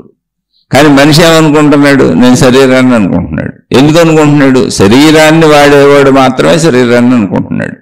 జ్ఞానాన్ని వాడేవాడు నేను శరీరం అనుకోవటం లేదు, నేను శక్తిని అని తెలుసుకుంటున్నాడు. అదే ఆధ్యాత్మికత. ఆ జ్ఞానం, ఆ శక్తి ఏది ఉందో దాన్నే బ్రహ్మం అన్నారు. సత్యం, జ్ఞానం, అనంతం బ్రహ్మ. ఆ జ్ఞానాన్ని, ఆ బ్రహ్మమునే ఆత్మశక్తి అని పిలిచారు. అది నేనే, నాకు స్వరూపమే. దీనికి ఏదో పెద్ద ఆవిష్కరణలు కూడా ఎందుకు? కాకపోతే ఆ అనుభవం చెంది ఏకత్వ భావనకు వచ్చే వరకు సాధన చేయాలి. అది ప్రాబ్లం ఇక్కడ. జ్ఞానం అయితే నాలోనే ఉంది కానీ నేను జ్ఞానాన్ని పెంచుకొని, జ్ఞానాన్ని వినియోగించుకొని, జ్ఞానాన్ని ఉపయోగించుకొని, జ్ఞానంతో ఆలోచించుకొని, జ్ఞానాన్నే ప్రథమంగా పెట్టుకున్నప్పుడు కదా జ్ఞాని అవుతాను. అసలు నాలో ఉన్న జ్ఞానం ఎంతో నేను తెలుసుకుంటే కదా. అక్కడ ఉంది ప్రాబ్లం అంతా. అంతే తప్ప ఇక్కడ అర్థం కాని విషయం ఏం లేదు. అసలు అర్థం చేసుకోవట్లేదు, అర్థం చేసుకోవాలని ఎవరు అనుకోవట్లేదు. ఎక్కడ ఇప్పుడు ఇదే జ్ఞానంతో ఉన్నదన్నట్టుగా ఆలోచించండి. ఇన్ని మతాలు ఉంటాయా? ఇన్ని మతాలు ఉన్నాయంటే ఇందులో ఏ మతం నిజం, ఏ మతం అబద్ధం? ఎందుకని అన్ని మతాలకి దేవుడు ఉన్నాడు. మా దేవుడే ఈ మొత్తం సృష్టికి కర్తని ఎవరికి వాళ్ళు చెబుతున్నారు. అంటే వీళ్ళల్లో ఎవరో ఖచ్చితంగా ఒకరే నిజమై ఉండాలి. సత్యం ఎప్పుడు ఒకటిగానే ఉంటుందిగా, అనేక సత్యాలు ఉండవుగా. వీళ్ళల్లో ఎవరో ఒకళ్ళే నిజం, మిగిలిన వాళ్ళందరూ అబద్ధం చెబుతున్నారు, మోసం చేస్తున్నారు. ఇప్పుడు మోసగాళ్ళు ఎవరు ఎలా తెలుస్తుంది? అలాగే అనేక మంది దేవతలు, అనేక మంది దేవుళ్ళు ఎలా ఉంటారు? ఉండటం కుదరదుగా. అలా ఉన్నప్పుడు అందుకని ఇప్పుడు ప్రపంచంలో ఏమైందంటే ఎవరికి వాళ్ళు నా మతమే గొప్పది, నా దేవుడే కరెక్ట్ అని కొట్టుకునే స్థితికి వచ్చారు. అలాగే ఒకే మతంలో అనేక మంది దేవుళ్ళు దేవతలు ఉంటే ఒక దేవుణ్ణి ఒక దేవతను పెట్టేసుకొని మిగిలిన వాళ్ళందరినీ నా దేవుళ్ళలోకి వచ్చేయండి, నా దేవతలోకి వచ్చేయండి అని జనాలు వెనక మళ్ళీ చేపలను పట్టడానికి వలలు వేసుకొని గేలాలు వేసి తిరిగినట్టు తిరుగుతున్నారు రోడ్ల మీద. అసలు వదిలేశారు. నీలో ఉన్న జ్ఞానాన్ని నువ్వు అనుకో, ఇవన్నీ ఎలా కుదురుతాయి? అలానే అవన్నీ తప్పని నేను అసలు అంటలా. జ్ఞానపరంగా ఒక ఆలోచనలో మాట్లాడాను అంతే. ఇది ఒక రకమైన నాణ్యానికి ఒకవైపు ఆలోచనది. అయితే అవన్నీ ఎందుకు వచ్చినాయి? ఇప్పుడు నాణ్యానికి రెండవ వైపు ఆలోచన. అవన్నీ ఎందుకు వచ్చినాయి అంటే సంపూర్ణ జ్ఞానాన్ని పొందకపోవటం వలన ఎవరికి అందిన జ్ఞాన స్థితిలో వాళ్ళు అలా భావించుకొని ఉండవచ్చు. ఒక పాయింట్. పూర్ణత్వం అర్థమయ్యే వరకు అసంపూర్ణ జ్ఞాన ప్రయాణంలో సంపూర్ణ జ్ఞానాన్ని చేరుకోనంత వరకు ఎవరికి అర్థమైనంత వాళ్ళు చెప్పారు అంతే. దాన్నే పూర్ణత్వంగా చెప్పుకుంటూ వెళ్ళారు. ఒక పాయింట్. రెండవ పాయింట్, అసలు మొత్తం ప్రకృతి శక్తులన్నింటినీ, అంటే మానవుడికి ఉపయోగపడుతున్న ప్రకృతిలో ఉన్న శక్తులన్నింటినీ, వేటిని ప్రకృతి శక్తులను ఉపయోగించుకుంటున్నారు. ఒక చెట్టు, పుట్ట, గుట్ట, చామ, పంచభూతాలు అన్నింటికీ దైవత్వ స్థానాలు ఇచ్చారు. వీటి ఆధారంగా మనం బతుకుతున్నాం కనుక. ఇది ఇంకో పాయింట్. ఇలా కూడా ఆలోచించవచ్చు. ఇలా ఆలోచించినప్పుడు ఆ విభిన్నత పోయింది. ఇంకా విభిన్నత పోయింది. ఎంతమంది దేవుళ్ళైనా ఉండొచ్చు. ఎందుకని? సృష్టిలో ఉన్న అనేకత్వాన్ని వాడుకొని నేను బతుకుతున్నానని కృతజ్ఞతాపూర్వకంగా తిరిగి వాటికి దైవత్వ స్థానం ఇచ్చి మమ్మల్ని బతికిస్తున్నారు కనుక, మేము బతుకుతున్నాం కనుక, సృష్టిలో ఇన్ని శక్తులు మాకు ఉపయోగపడుతున్నాయి కనుక ఇన్ని రకాలుగా వాటికి దైవత్వ స్థానం ఇచ్చి వాటికి ఒక మానవ రూపాలు క్రియేట్ చేసి, స్త్రీ పురుష రూపాలు క్రియేట్ చేసి కృతజ్ఞతలు చెప్పుకుంటున్నాం. బాధ వచ్చినప్పుడు రక్షించమని కోరుకుంటున్నాం అన్నప్పుడు అసలు ఇందులో ఘర్షణ లేదు. అయితే మళ్ళీ అందులో కృతజ్ఞతలు చెప్పి రక్షించమని అడిగేటప్పుడు నా దేవుడు గొప్ప, నీ దేవుడు గొప్ప ఏంటి? ఏముంది? అందులో ఏం లేదు. అన్నీ ఒకటే. అనేక శక్తులు మనకు అనేక రకాలుగా ఉపయోగపడుతున్నాయి అంతే. అనేకమైనటువంటి కృతజ్ఞతలు చెప్పుకుంటున్నాం. ఇప్పుడు ఘర్షణ లేదు ఇలా జ్ఞానంగా ఆలోచిస్తే. అయితే ఇది సంపూర్ణత్వం కాదు, జ్ఞానంగా ఆలోచిస్తే అంతే. అర్థం చేసుకోండి. ఇంతకు ముందు చెప్పుకున్నట్టు సంపూర్ణ జ్ఞానానికి వెళ్లకుండా జ్ఞాన మార్గ ప్రయాణంలో ఎవరికి అర్థమైంది వాళ్ళు మతాలుగా ఏర్పాటు చేసేసుకొని నీ తప్పు నాది రైట్ అన్నప్పుడు కూడా పూర్ణత్వ జ్ఞానం కాదు అని తెలిసినటువంటి వ్యక్తులకి అందులో ఘర్షణ ఉండదు. అసంపూర్ణ జ్ఞానంలో మధ్యలో అదే సంపూర్ణం అనుకొని మా దేవుడు రైటు, మా దేవత రైట్ అని కొట్టుకు చేస్తున్నారు. సంపూర్ణ జ్ఞానాలు అసలు ఎందుకు కొట్టుకుంటారు? సంపూర్ణమైన జ్ఞానం అంటే ఏంటి? మంచి. వాళ్ళు ఎందుకు కొట్టుకుంటారు? అంతార్థమైన వాళ్ళు అసలు ఎవరు ఘర్షణే పడరు. అసలు ఇంకో మతంలో వాళ్ళు ఈ మతంలోకి లాగాలి అనుకుంటున్నారంటేనే వాళ్ళు అజ్ఞానులని అర్థం. ఇంకో దేవుళ్ళు ఈ దేవుళ్ళలోకి లాగాలి అనుకుంటున్నారంటేనే వాళ్ళు పరమ మూర్ఖులు, అజ్ఞానులు అని అర్థం. అంటే అసలు దైవత్వం అర్థం కాదు వాళ్ళకి. మా నాన్న మంచోడు, మా అమ్మ మంచిది అన్నట్టు మా దేవుడు మంచిది అంటున్నారు. ఇది కేవలం పరిమిత మానవ శరీర భావన. అలా శరీర భావనలో అనుకుంటున్నారులే అనుకున్నప్పుడు జ్ఞానులకు వచ్చిన ప్రాబ్లం ఏం లేదు. జ్ఞానులు అర్థం చేసుకొని వెళ్ళిపోతారు. కానీ శరీర భావంలో మేము అనుకుంటుందే రైట్ అనే అజ్ఞానులు ఘర్షణలు సృష్టిస్తారు, సమూహాలు ఏర్పరుస్తారు. మా దేవుడు రైట్ అంటారు, మా మతమే రైట్ అంటారు. మళ్ళీ ఒకే దేవుడిలో వేల మార్గాలు సృష్టిస్తారు, వేల రంగులు సృష్టిస్తారు, వేల పద్ధతులు సృష్టిస్తారు. ఒకే దేవుణ్ణి ముక్కలుగా చీల్చేస్తారు. అనేక మార్గాలుగా, అనేక విధానాలుగా. వీళ్ళందరూ గొడవలు పడుతుంటారు. ఒకే దేవుళ్ళలోనూ గొడవలు పడతారు, అనేక మతాలతోనూ గొడవలు పడతారు. వీళ్ళందరూ ఎవరు? అసలు గొడవ ఎందుకు పడాలి అనేది? గొడవ పడటం అనేది శరీర భావనలో, వేరు భావనలో కలిగేటువంటి ఒక సామాన్య శారీరక చర్య. అది నేను వేరు నువ్వు వేరు అన్నప్పుడు నాకు ఆకలేసింది, నీకు ఆకలేసింది. ఇప్పుడు ఆకలేస్తుంది మరి నాకు, కాబట్టి నేను ముందు తినేయాలని నేను అనుకుంటాను, నువ్వు ముందు తినేయాలని నువ్వు అనుకుంటావు. మన ఇద్దరికి ఘర్షణ అవుద్దంతే. ఇది సామాన్య సహజ భావన. అంటే ఒక జంతు ప్రవృత్తి. జంతు ప్రవృత్తి ప్రతి మనిషిలోనే ఉంటుంది. దాన్ని మానవ ప్రవృత్తిగా మార్చుకోవటానికి ఆధ్యాత్మికత చెప్పుకుంటున్నాం అంతే.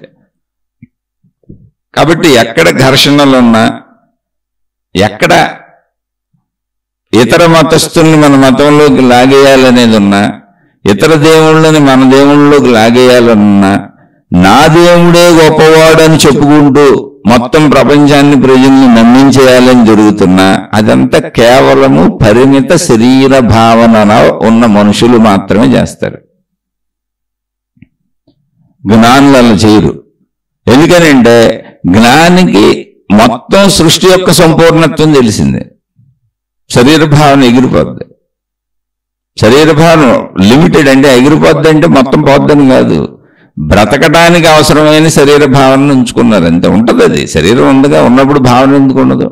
కానీ జ్ఞాన భావన విశ్వవ్యాప్త అనంతత్వం అర్థమైపోయింది. సత్యం, జ్ఞానం, అనంతం బ్రహ్మ అనేటువంటిది అర్థమైపోయింది. ఆ సత్యము అనంతమది. ఆ అనంతమైనటువంటి సత్యమే దేనికి అర్థమవుద్ది అంటే జ్ఞానానికి అర్థమవుద్ది, శరీరానికి అర్థం కాదు. అందుకని జ్ఞానమే సత్యస్వరూపం, అనంతం. అనంతత్వం జ్ఞానంలో ఇమిడి ఉంది. దాన్ని అర్థం చేసుకోగలిగిన కెపాసిటీ జ్ఞానంలో ఉంది. అదే బ్రహ్మము. అలా అనంతంగా ఉన్నది. ఆ అనంతాన్ని గ్రహించగలిగినటువంటి జ్ఞానస్వరూపంగా ఉన్నది. అదే సత్యము, అదే బ్రహ్మము. అప్పుడు మీరందరూ నా మతంలోకి వచ్చేయండి అని ఎవరికి చెబుతాను? మీరందరూ నా దేవుణ్ణి అనుసరించండి నేను ఎవరికి చెబుతాను? నా మతమే గొప్పది, నా గురువే గొప్పడు, నా దేవత గొప్పది, ఎవరికి చెబుతాను? అసలు మొత్తం ఒకటే కదా ఇది. ఆ ఒకటి మొత్తం ఒకటే, దేవుళ్ళు ఒకటే, దేవతలు ఒకటే, అంతా ఒకటే అనేటువంటి ఒక పవిత్ర భావన, విశాల భావన అనేటువంటి పరిమిత శరీర భావనలో ఉంటారు వీళ్ళు. అక్కడ జరుగుతాయి ఈ ప్రచారాలు, ఆర్భాటాలు, సిద్ధాంతాలు, రాద్ధాంతాలు, మతాలు, మార్గాలు, గొడవలు, గోలలు, కొట్టుకోవటాలు, చంపేసుకోవటాలు. కొన్ని మతాలు అయితే ఏకంగా మన మతాన్ని అనుసరించడాన్ని, మన దేవుణ్ణి అనుసరించడాన్ని చంపిపారేయండి, ప్రపంచం అంతా మన మతమే ఉండాలని ఇప్పుడు ఉగ్రవాదులుగా, తీవ్రవాదులుగా మారిపోయారు. మతమే ఈ పని చేసింది. ఆ మత పెద్దలే ప్రోత్సహిస్తుంది. వాళ్ళ మతాల్లో మత గురువులే అనుకుంటారు. ఇటువంటి గురువులన మీరు అనుసరించేది? ఆలోచించుకోండి ఒకసారి. ఇటువంటి మత పెద్దలన, ఇటువంటి మతాలన, ఇవి ప్రోత్సహించే దేవుడి పేరు మీద ఆ దేవుళ్ళన నమ్మేది, ఆ గ్రంథాలను చదివేది. నీలాంటి మనుషుల్ని చంపేయటం, పక్కనున్న మనుషుల్ని మన దేవుణ్ణి నమ్మలేదు కనుక, మన దేవుడే నిజమైన దేవుడు కనుక వాళ్ళందరినీ చంపేయటం, ఆ చచ్చిపోవటంలో, ఇతరుల్ని చంపేయటంలో ఒకవేళ నువ్వు చచ్చిపోతే నీకు అక్కడ స్వర్గం దొరుకుద్ది అంటాం. ఇదే మతం.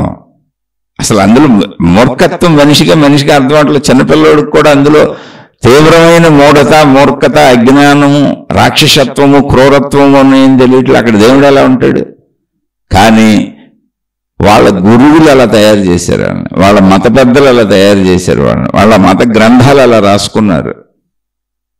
అమాయకులైనటువంటి ప్రజల్ని, వేల కోట్ల మంది ఆ మతాలను అనుసరించే ఈ పెద్దలుగా వ్యవహరించే వాళ్ళు నమ్మిస్తున్నారు. అమాయకులైన మనుషులు అంటే అమాయకులు ఎవరు ఉంటారు? మనుషులు, శరీర భావంలో ఉన్న మనుషులు, అజ్ఞానులైన మనుషుల్ని అనాలి, అమాయకులు కాదు.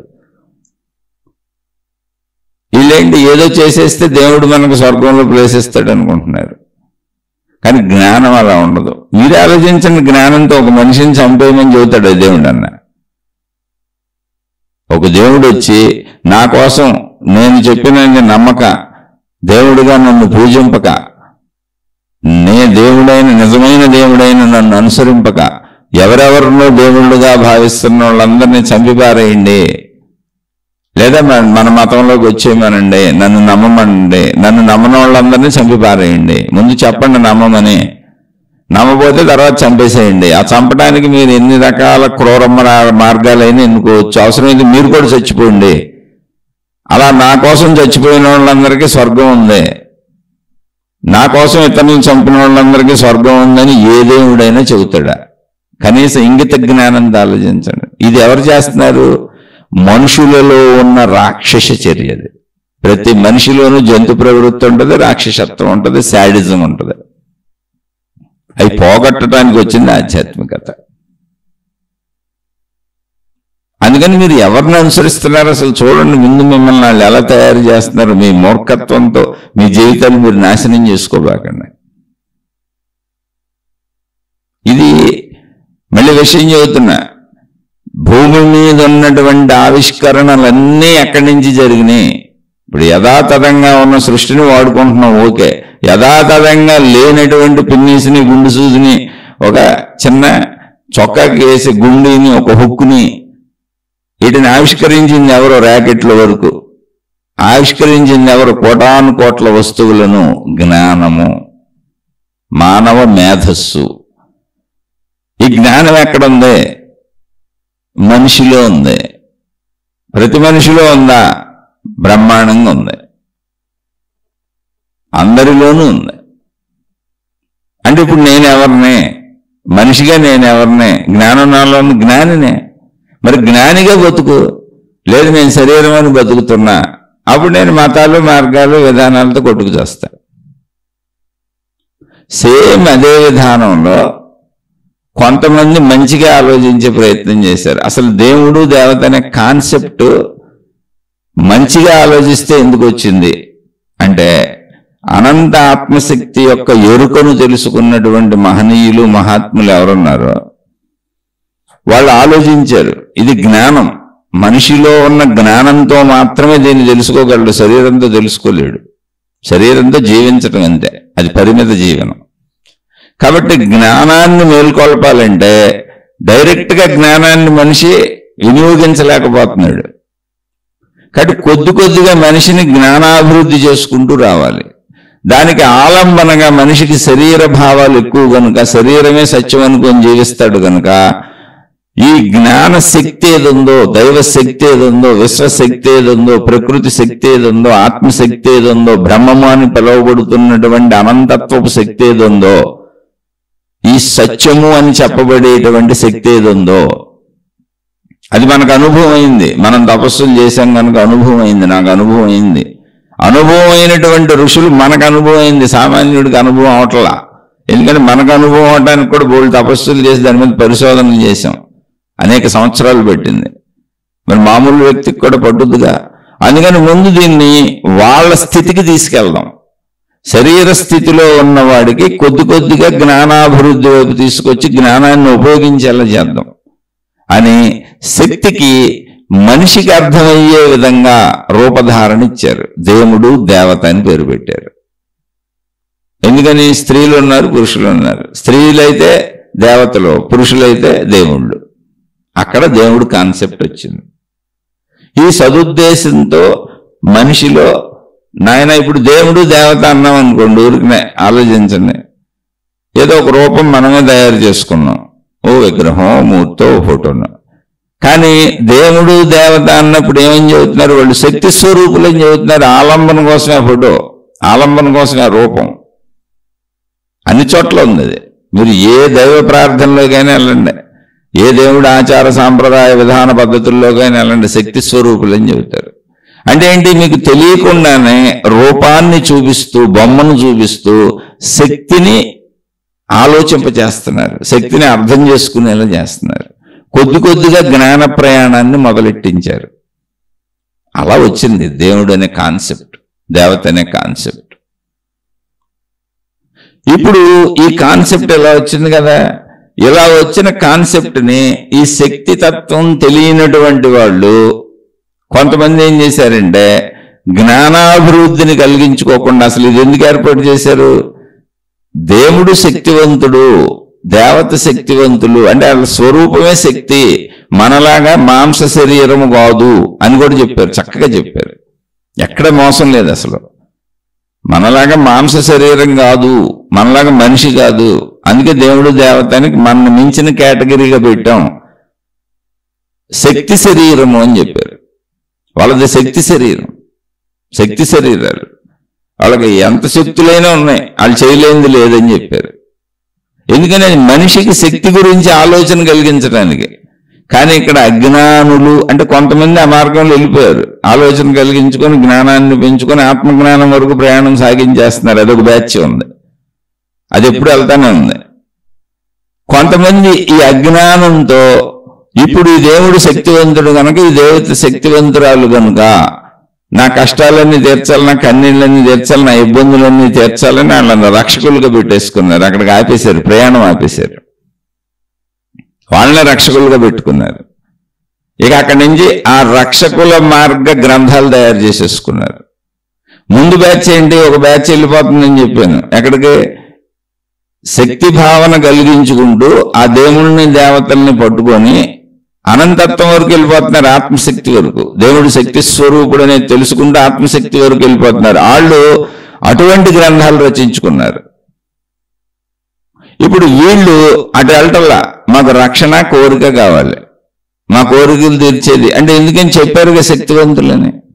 అందుకని మేము ప్రయాణం చేయం, మా శరీర భావమే మాది, శరీర భావం అధికంగా ఉంది మాలో. కాబట్టి వీళ్ళు ఈ గ్రంథాలు తయారు చేసుకున్నారు.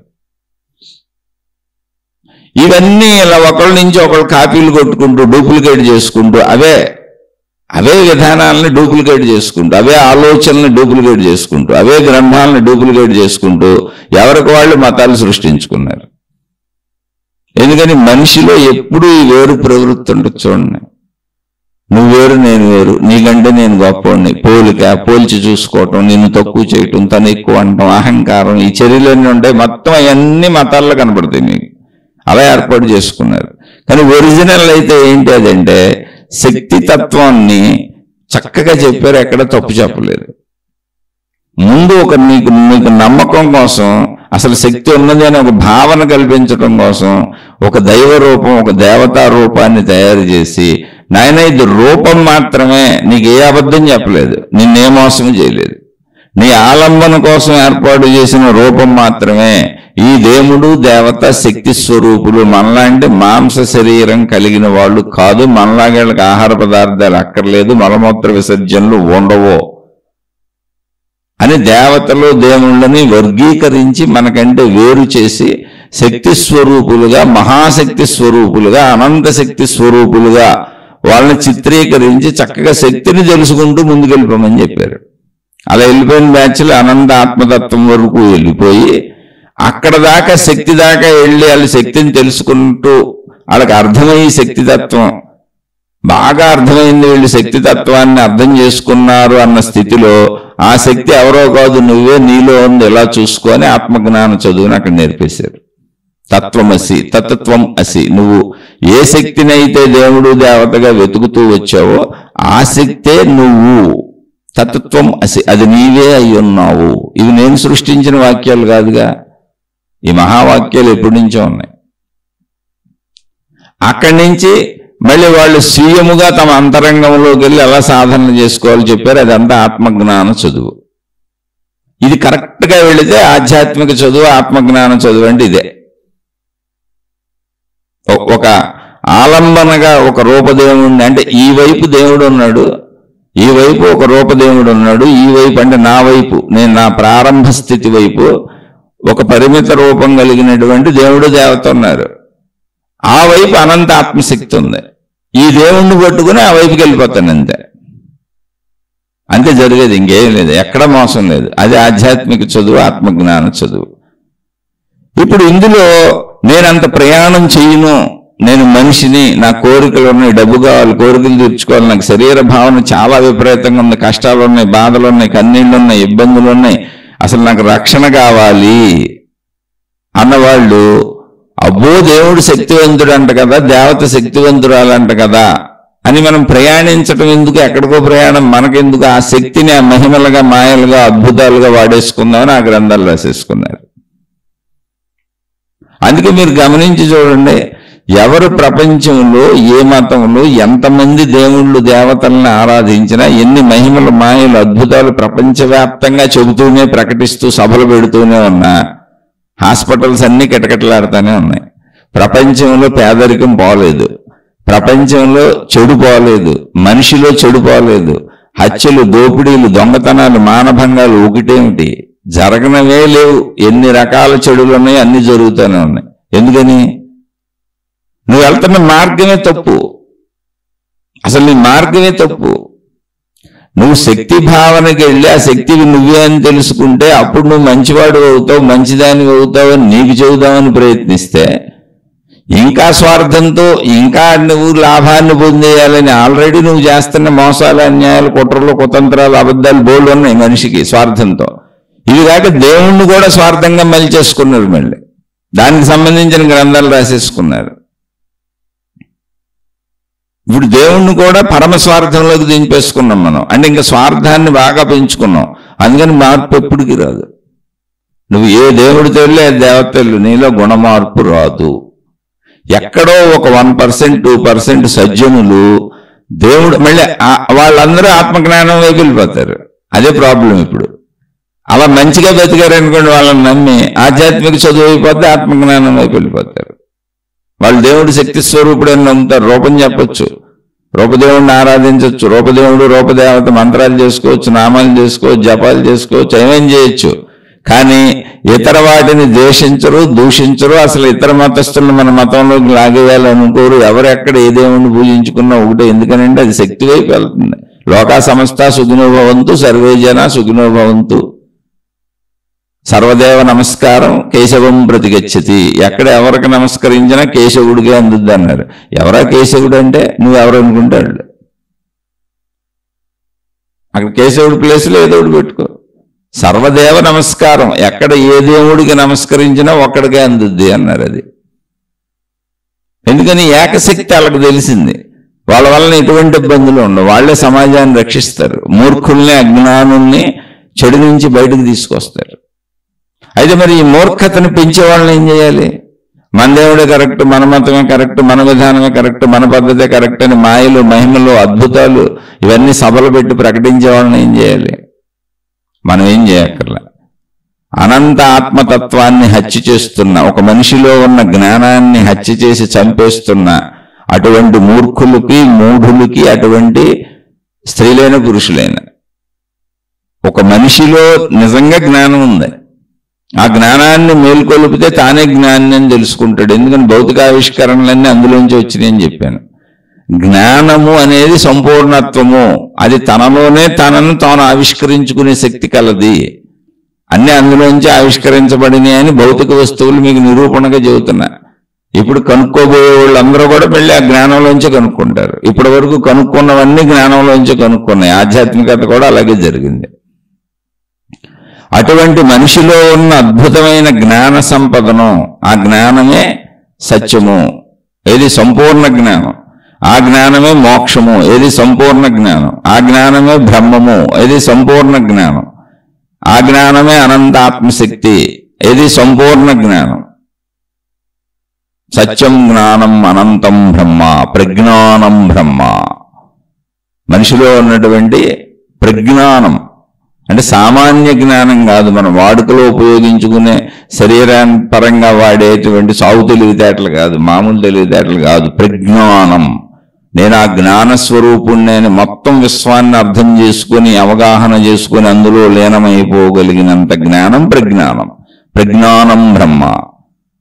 అటువంటి మనిషిలో ఉన్నటువంటి ప్రజ్ఞానాన్ని, జ్ఞానాన్ని చంపేసి మనుషుల్ని వాళ్ళ జ్ఞానాన్ని వాళ్ళు తెలుసుకోనివ్వకుండా వాళ్ళకు దేవుడనే పంజరంలో, మతం అనే పంజరంలో, దేవత అనే పంజరంలో పెట్టేసి వాళ్ళకి మూర్ఖత, మూఢత నేర్పేసి వాళ్ళని బయటకు వెళ్ళనివ్వకుండా, మళ్ళీ మీరు వేరే దేవుళ్ళు, వేరే గురువుల వైపు వెళ్తే నాశనం అయిపోతారని, ఇతర మతాల దేవుళ్ళు, ఇతర మతాల విధానాలు, ఇతర మతాల పద్ధతులు అన్నీ మోసకారులని, మన దేవుడే కరెక్ట్ అని, నిజమైన దేవుడు మన దేవుడే అని, ఇలా అనేక రకాలుగా సామాన్యులైనటువంటి శరీర భావనతో బతుకుతున్న అతి సామాన్య ప్రజలలో ఉన్నటువంటి నిజమైన జ్ఞానాన్ని హత్య చేస్తున్న హంతకులకి సృష్టి ఏం చేయాలో అది చేస్తుంది.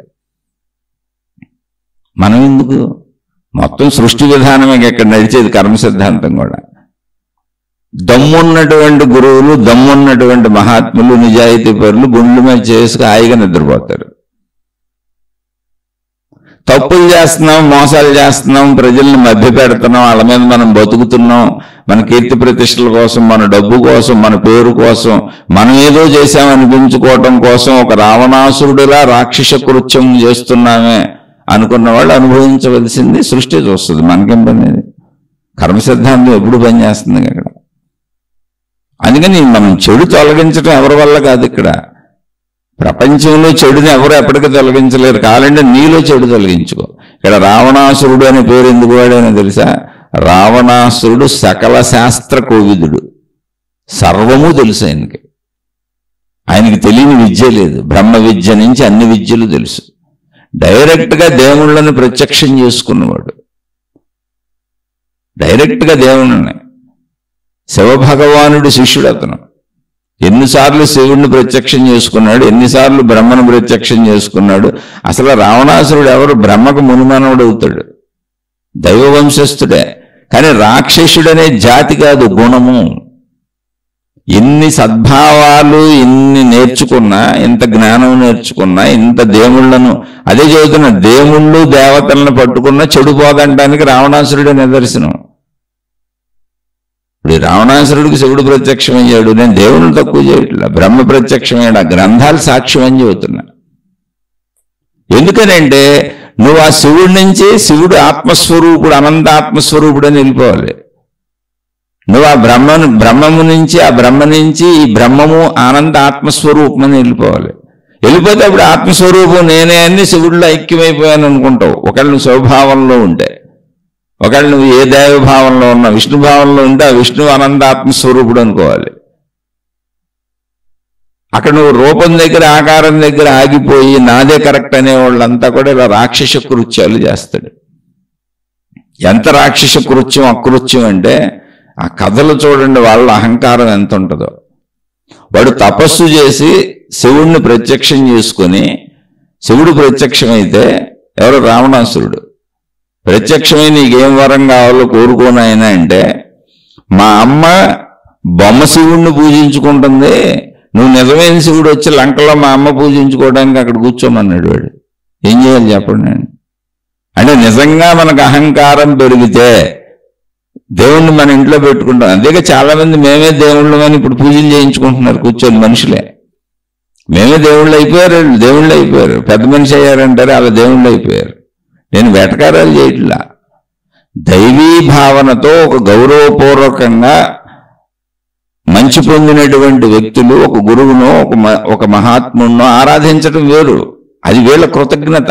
అంతే తప్ప నువ్వు దేవుడు ఎందుకు అవుతావు? నువ్వు మనిషివే. అవన్నీ మనకు అర్థం అవడానికి ఇంత అద్భుతమైన కథలు రాశారు.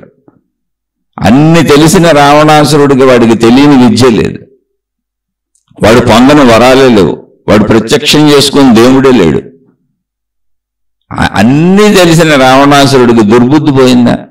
పొద్దున్నే లేచి వెళ్ళి బయలుదేరి రౌడీలు అంటాం చూడండి. అంటే ఏంటి? వరగర్వాలు ఉన్నాయి. దైవశక్తిని ఎలా వాడుకుంటున్నాం అన్నానికి ఉదాహరణ ఇది. ఇప్పుడు చూడండి, దేవుడి పేరు చెప్పి డబ్బులు తీసుకుంటారు, దేవుడి పేరు చెప్పి డొనేషన్లు, వసూళ్లు, ఫీజులు, ఉపన్యాసాలకు ఫీజులు, నిరంతరం డబ్బుతోనే పని వాళ్ళకి. సేమ్ ఇది రావణాసురుడు బ్యాచ్. ఇప్పుడు రావణాసురుడు ఏం చేసేవాడు తెలుసా? వెళ్ళి వాడి చరిత్ర చదువుకోండి. పొద్దున్నే లేవటం, వాడికి విపరీతమైన వరాలు ఉన్నాయండి, ఎవరు చంపలేరు. మళ్ళీ వరాలు ఇచ్చింది ఎవరు? దేవుడే. బలగర్వం ఎవరిదే? బలం ఎవరిది? దేవుడిదే. జ్ఞానం ఎవరిది? దేవుడిదే. వీడికి వచ్చిందంట. కానీ ఆ బలగర్వాన్ని ఎలా వినియోగిస్తున్నాడు? ఆ దైవత్వ సంపద వీడికి వచ్చింది, బోల్డ్ దేవుళ్ళు ఇచ్చారు, ఆశీస్సులు ఇచ్చారు, దైవత్వ సంపద. దాన్ని ఎలా వాడుతున్నాడో చూడండి. పొద్దున్నే లేచి ఒకవైపు బయలుదేరతాడు, ఏదో ఒక వైపు వాడికి తోచిన వైపు. ఆ వైపు ఉన్న రాజుల్ని అందరినీ కొట్టుకుంటూ వెళ్ళిపోతాడు, వాళ్ళ సంపదలన్నీ తెచ్చేసుకుంటాడు.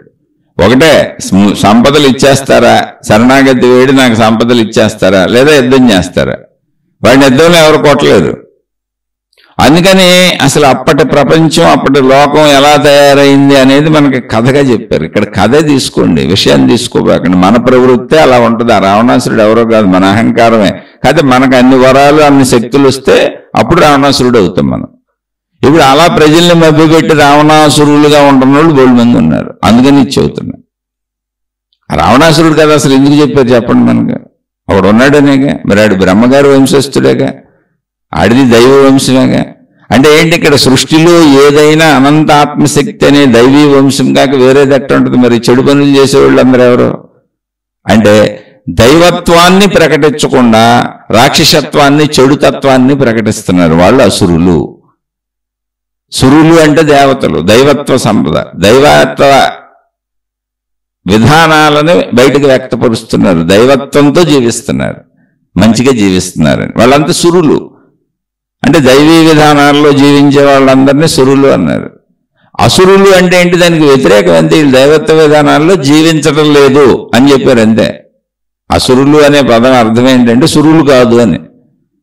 అంటే దైవీ తత్వంతో, దైవత్వ విధానాలతో, ఇంకా దైవత్వం ఉండేది గొప్పది అనుకోబాకండి, మంచిగా జీవించట్లేదు వీళ్ళని.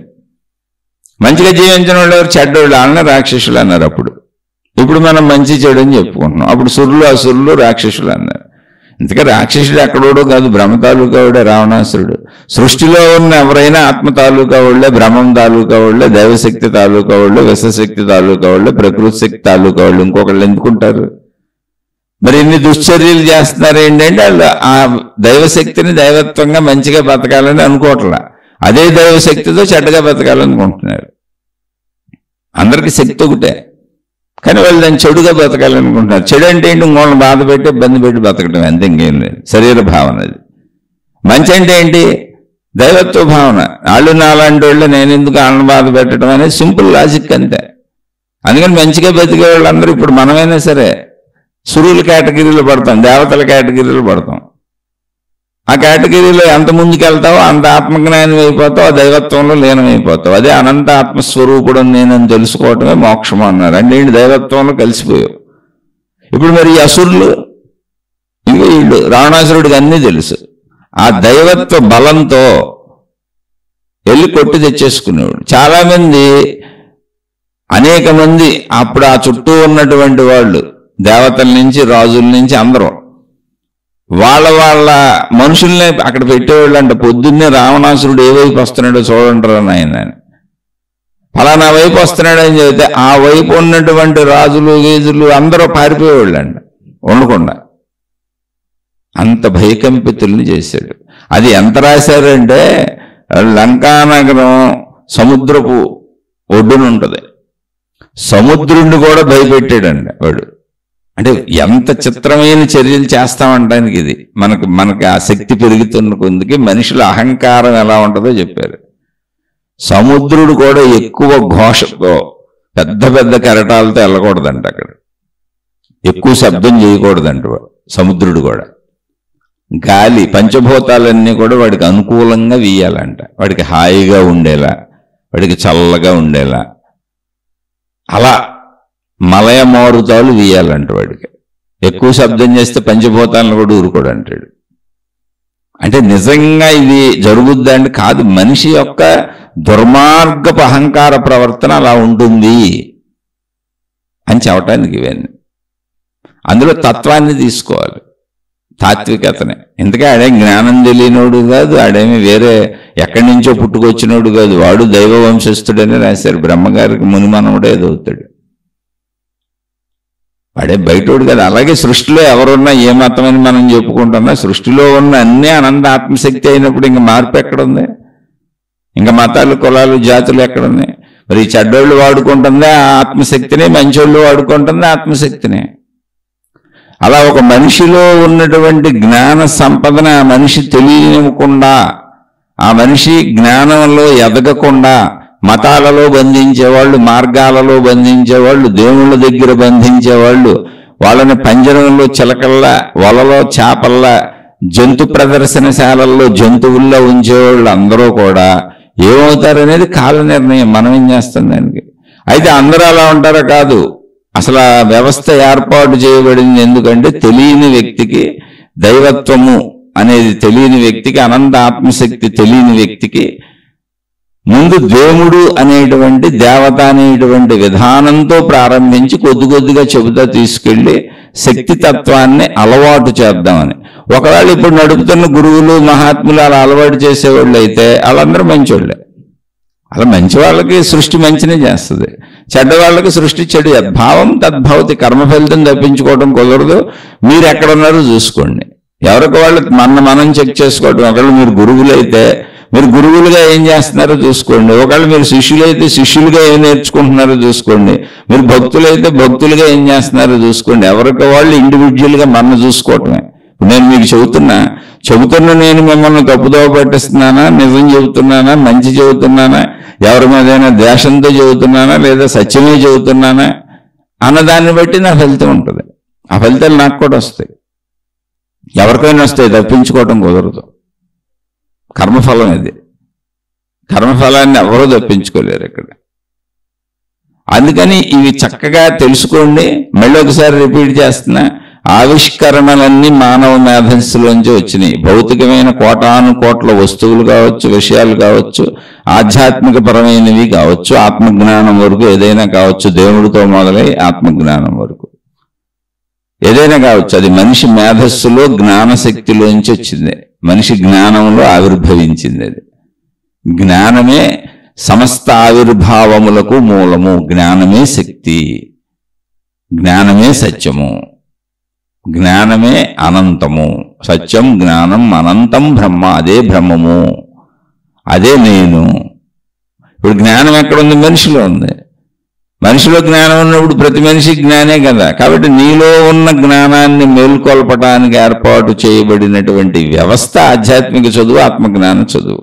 దేవుళ్ళు, దేవతలు, విధానాలు, పద్ధతులు ఏనా ఇవన్నీ కూడా నీలో జ్ఞానాన్ని పెంచుతున్నాయి అనుకో, అన్నీ కరెక్టే. ఇప్పుడు మన సోదరుడు అడిగిన ప్రశ్న ఏంటంటే, ఇవన్నీ అంటే మీకు కొంత అర్థమైపోద్ది. ఆయన అడిగిన ప్రశ్న ఏంటి, కొంతమంది దేవుళ్ళు కావాలనే మనకు కష్టాలు ఇస్తారు. ఆ కష్టాలు ఎందుకంటే దేవుణ్ణి నమ్మలేదు కాబట్టి, నమ్మటం లేదు కాబట్టి, దేవుణ్ణి నమ్మకుండా మన ఇష్టం వచ్చినట్టు పోతున్నాం కాబట్టి, తర్వాత ఆ దేవుణ్ణి నమ్మటం మొదలుపెట్టిన తర్వాత నమ్మకం బాగా కలిగినాక కష్టాలు తొలగిపోతాయి అని చెబుతుంటే విన్నాను, నిజమేనా అని. ఈ సామాన్య భాషలో మనుషులు చెప్పుకుంటుంటారు, అనేక రకాలుగా ఇలాగూ చెబుతారు, ఇంకా అనేక రకాలుగా చెబుతారు. స్టార్టింగ్లోనే చెప్పాను.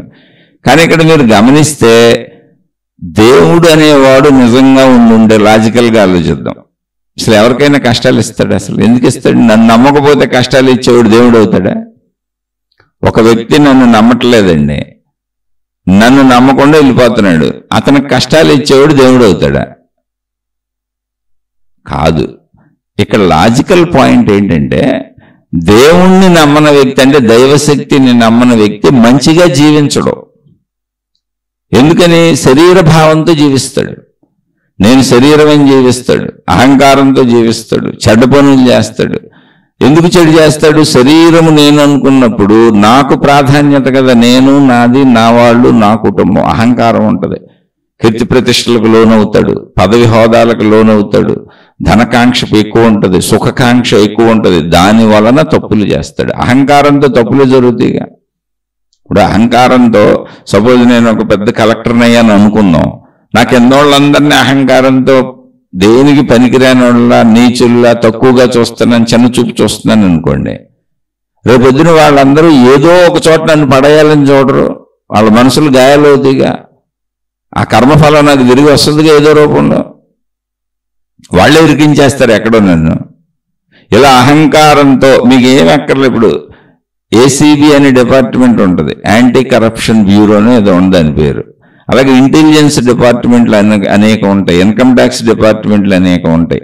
అసలే వీళ్ళందరికీ ఇప్పుడు పోలీస్ డిపార్ట్మెంట్లు ఉంటాయి. వీళ్ళందరికీ దొంగలను పట్టుకోవాలనేది లేని దేవుళ్ళు అక్కడ కూర్చొని తపస్సులు చేస్తే ఎక్కడ దొంగలు ఉన్నారో, ఏం తప్పులు చేశారో తెలిసిపోతుంది వెళ్ళి పట్టుకోవటానికి కాదు. వీళ్ళందరికీ ఇన్ఫర్మేషన్ పక్క మనుషులు ఇస్తారు. మీరు వెళ్ళి కావాలంటే ఆ డిపార్ట్మెంట్ని కనుక్కొని చూడండి. చాలా డిపార్ట్మెంట్లు పోస్టర్లు కూడా ఉంటాయి, మీకు ఎక్కడైనా అన్యాయం, అవినీతి, లంచగొండితనాలు ఉండి ఈ నెంబర్కి కాల్ చేసి చెప్పండి అని. మనుషులే చెబుతారు, పక్క మనిషి చెబుతాడు, లేదా వాళ్ళు మామూలు మనుషులేగా. ఎన్ని నిఘా విభాగాలు పెట్టుకున్నా, పోలీస్ డిపార్ట్మెంట్ అయినా, ఏసీబీ అయినా, ఇంటెలిజెన్స్ అయినా, ఇంకెన్ని రకాలు ఉన్నాయో నాకు తెలీదు.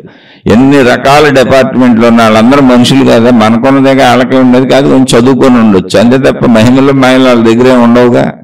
మరి వాళ్ళు ఎందుకు ఎలా పట్టుకోగలుగుతున్నారు ఇన్ని నేరాలు చేసిన వాళ్ళని, ఇంతమంది దొంగల్ని, ఇంతమంది లంచగొండుల్ని అంటే పక్క మనుషులే చెబుతారు. అంటే ఏంటి? తప్పు చేసిన వాడికి ఎవడు తప్పులు చేస్తాడో ఆ తప్పులు చూస్తున్న వాళ్ళు వీడు తప్పుడోడని ఇన్ఫర్మేషన్ ఇస్తారు. ఆ తప్పులకి గురై నష్టపోయిన వాళ్ళు ఈ తప్పుడోళ్ళు ఇలా చేశారని ఆ తప్పుడోళ్ళని పట్టిస్తారు. కదా ఆ టైం రావాలి. అంటే వీళ్ళు చెప్పగలిగిన సామర్థ్యం రావాలి, చెప్పగలిగినోడు ఎదురు రావాలి. కొంతకాలం వాళ్ళు వచ్చే వరకు ఇలా సాగుతూ ఉంటాయి అంతే. కానీ ఇదంతా పట్టించేది మనుషులే.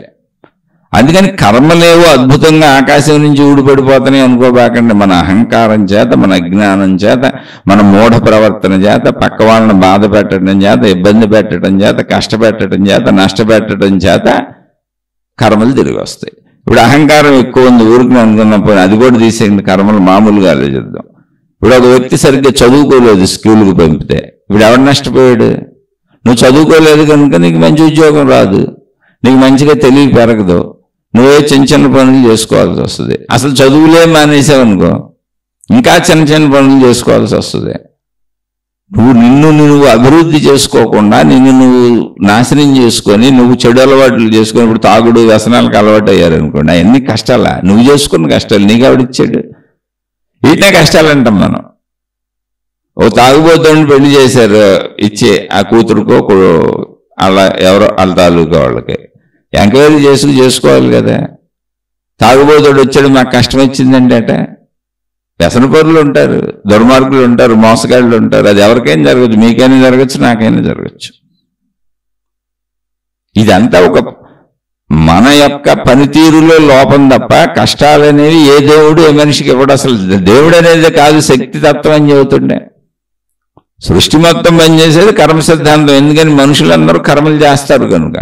కర్మలు అంటే ఏంటి? పనులు. నేను ఎటువంటి పని చేశానో అటువంటి ఫలితమే నాకు వస్తుంది. సింపుల్ కదా అది. అది అద్భుతం కాదు, దేవుడిచ్చేది కాదు. మళ్ళీ దేవుణ్ణి నమ్మితే కష్టాలు తీరిపోతాయి అంటే కాదు. దేవుణ్ణి నమ్మటం మొదలు పెట్టినాక వీళ్ళు తప్పులు చేయటం మానేస్తారు. చేసిన తప్పులు సరిదిద్దుకుంటారు. సరిదిద్దుకునే అవకాశం ఉన్న తప్పులన్నీ సరిదిద్దుకుంటారు. ఇంకా అక్కడి నుంచి తప్పులు చేయడం మానేస్తారు.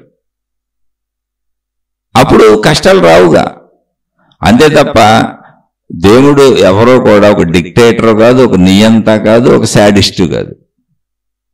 అక్కడెక్కడో కూర్చొని నమ్మని వాళ్ళందరినీ శిక్షించేసి వాళ్ళ కష్టాలు పంపేసి ఆ కష్టాలు పడిపోయి వాళ్ళు బాధలు పడిపోయి వాళ్ళు దేవుణ్ణి నమ్మటం మొదలుపెట్టినాక అప్పుడు కష్టాలు తీసేసి మీసాలు మెలేసుకొని దేవుడు చూసావా ఇప్పుడు వాళ్ళని నమ్మేలా చేశానని ఆయనలో తృప్తి పడిపోతే ఆయన మనలాంటి ఒక అహంకారపు మనిషి అయి ఉంటాడు. అలా మనలాంటి ఒక అహంకారపు మనిషి అంతే. కొంతమంది మనుషులు అలాగే ఉంటారు, అందరి మీద పెత్తనాలు కావాలి, వాళ్ళకి మీసాలు తిప్పుతూ ఉంటారు. వాళ్ళు ఎలాగోలా ఎదుటోడిని పడేసి తమ కాళ్ళ దగ్గరికి తెచ్చుకుందామని అన్ని రకాల ప్రయత్నాలు చేస్తూ ఉంటారు. అలా కాళ్ళ దగ్గరికి వచ్చారనుకోండి, మీసాలు తిప్పుకొని చూసావా నేను ఎన్ని ఎత్తులేసాను, పై ఎత్తులేసాను, వచ్చి నా కాళ్ళ దగ్గర పడ్డారంటూ ఉంటాడు. ఎన్నాళ్ళు పడతావు? నీ కాళ్ళు కదిలిన అన్నాళ్ళు నీ కాళ్ళ దగ్గర పడేసుకుంటావు అందరిని. కొన్నాళ్ళకి నీ కాళ్ళు కదలవు కదా, అప్పుడేం చేస్తావు? అప్పుడు ఇవన్నీ గుర్తు చేసుకు ఏడుస్తావు. అప్పుడు దేవుడు ఏం చేస్తాడంటే, కర్మ సిద్ధాంతం ఎలా ఉంటుందని దేవుడని కాదు, ఉదాహరణకు చెబుతున్నా. కర్మ సిద్ధాంతం ఎలా ఉంటుందంటే, నువ్వు చావో, నువ్వు మంచం మీద పడుకొని ఉంటావు, నీ కాళ్ళు పని చేయదు, శరీరం పని చేయదు, అలానే ప్రాణం పోదు. నువ్వు తింటా ఉంటావు, నీ మలమూత్ర విసర్జనలు కూడా నువ్వు చేసుకోలేవు, కానీ అలానే ప్రాణం పోదు. అలా వృద్ధాప్యంతో బతుకుతానే ఉంటావు, బాధలు పడుతూ. ఇప్పుడు మీసాలు ఎలా చెబుతావు?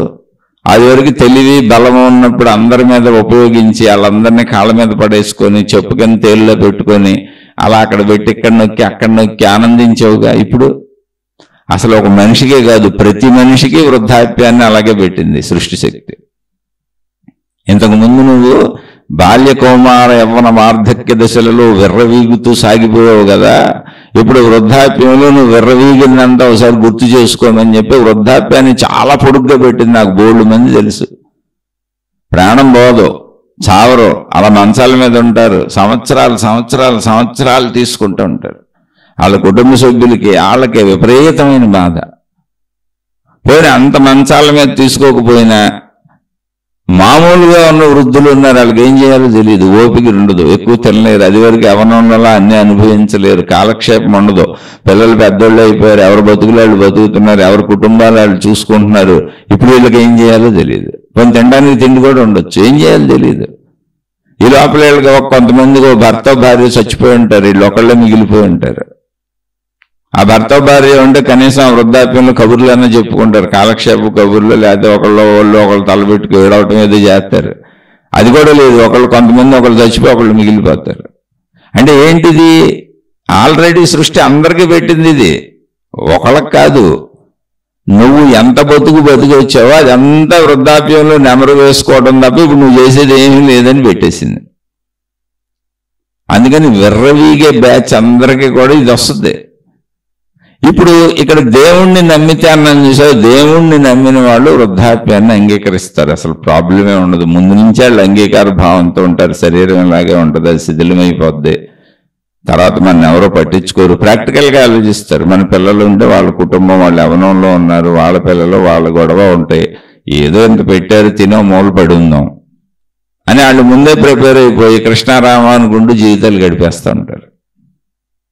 అది సుఖంగానే ఉంటుంది. ముందే ప్రిపేర్ అయినోడికి దుఃఖం ఉండదు. ఎందుకని రాబోయేదానికి ప్రిపేర్ అవటమే కదా. వృద్ధాప్యం రాబోయేదానికి ప్రిపేర్ అయినప్పుడు అదే జ్ఞానం. దాన్ని ఎటు తప్పించుకోవటం కుదరదుగా. వృద్ధాప్యం వచ్చినా కూడా నేనే హీరో నేనే హీరోయిన్ అనుకున్న వాళ్ళందరూ దుఃఖపడతారు, అంతకు మించి ఏమి ఉండదు. ఆ హీరోయిజంని హీరోయినిజంని చూపిద్దామని ట్రై చేస్తారే, నరకాన్ని చూస్తూ ఉంటారు వాళ్ళు అంతరంగంలోనూ బయట కూడా. కాకపోతే చుట్టూ ఉన్న వాళ్ళకి మళ్ళీ మేము గొప్పవాళ్ళమని చూపిస్తూ ఉంటారు. దాన్ని మనం ఏం చేస్తాం?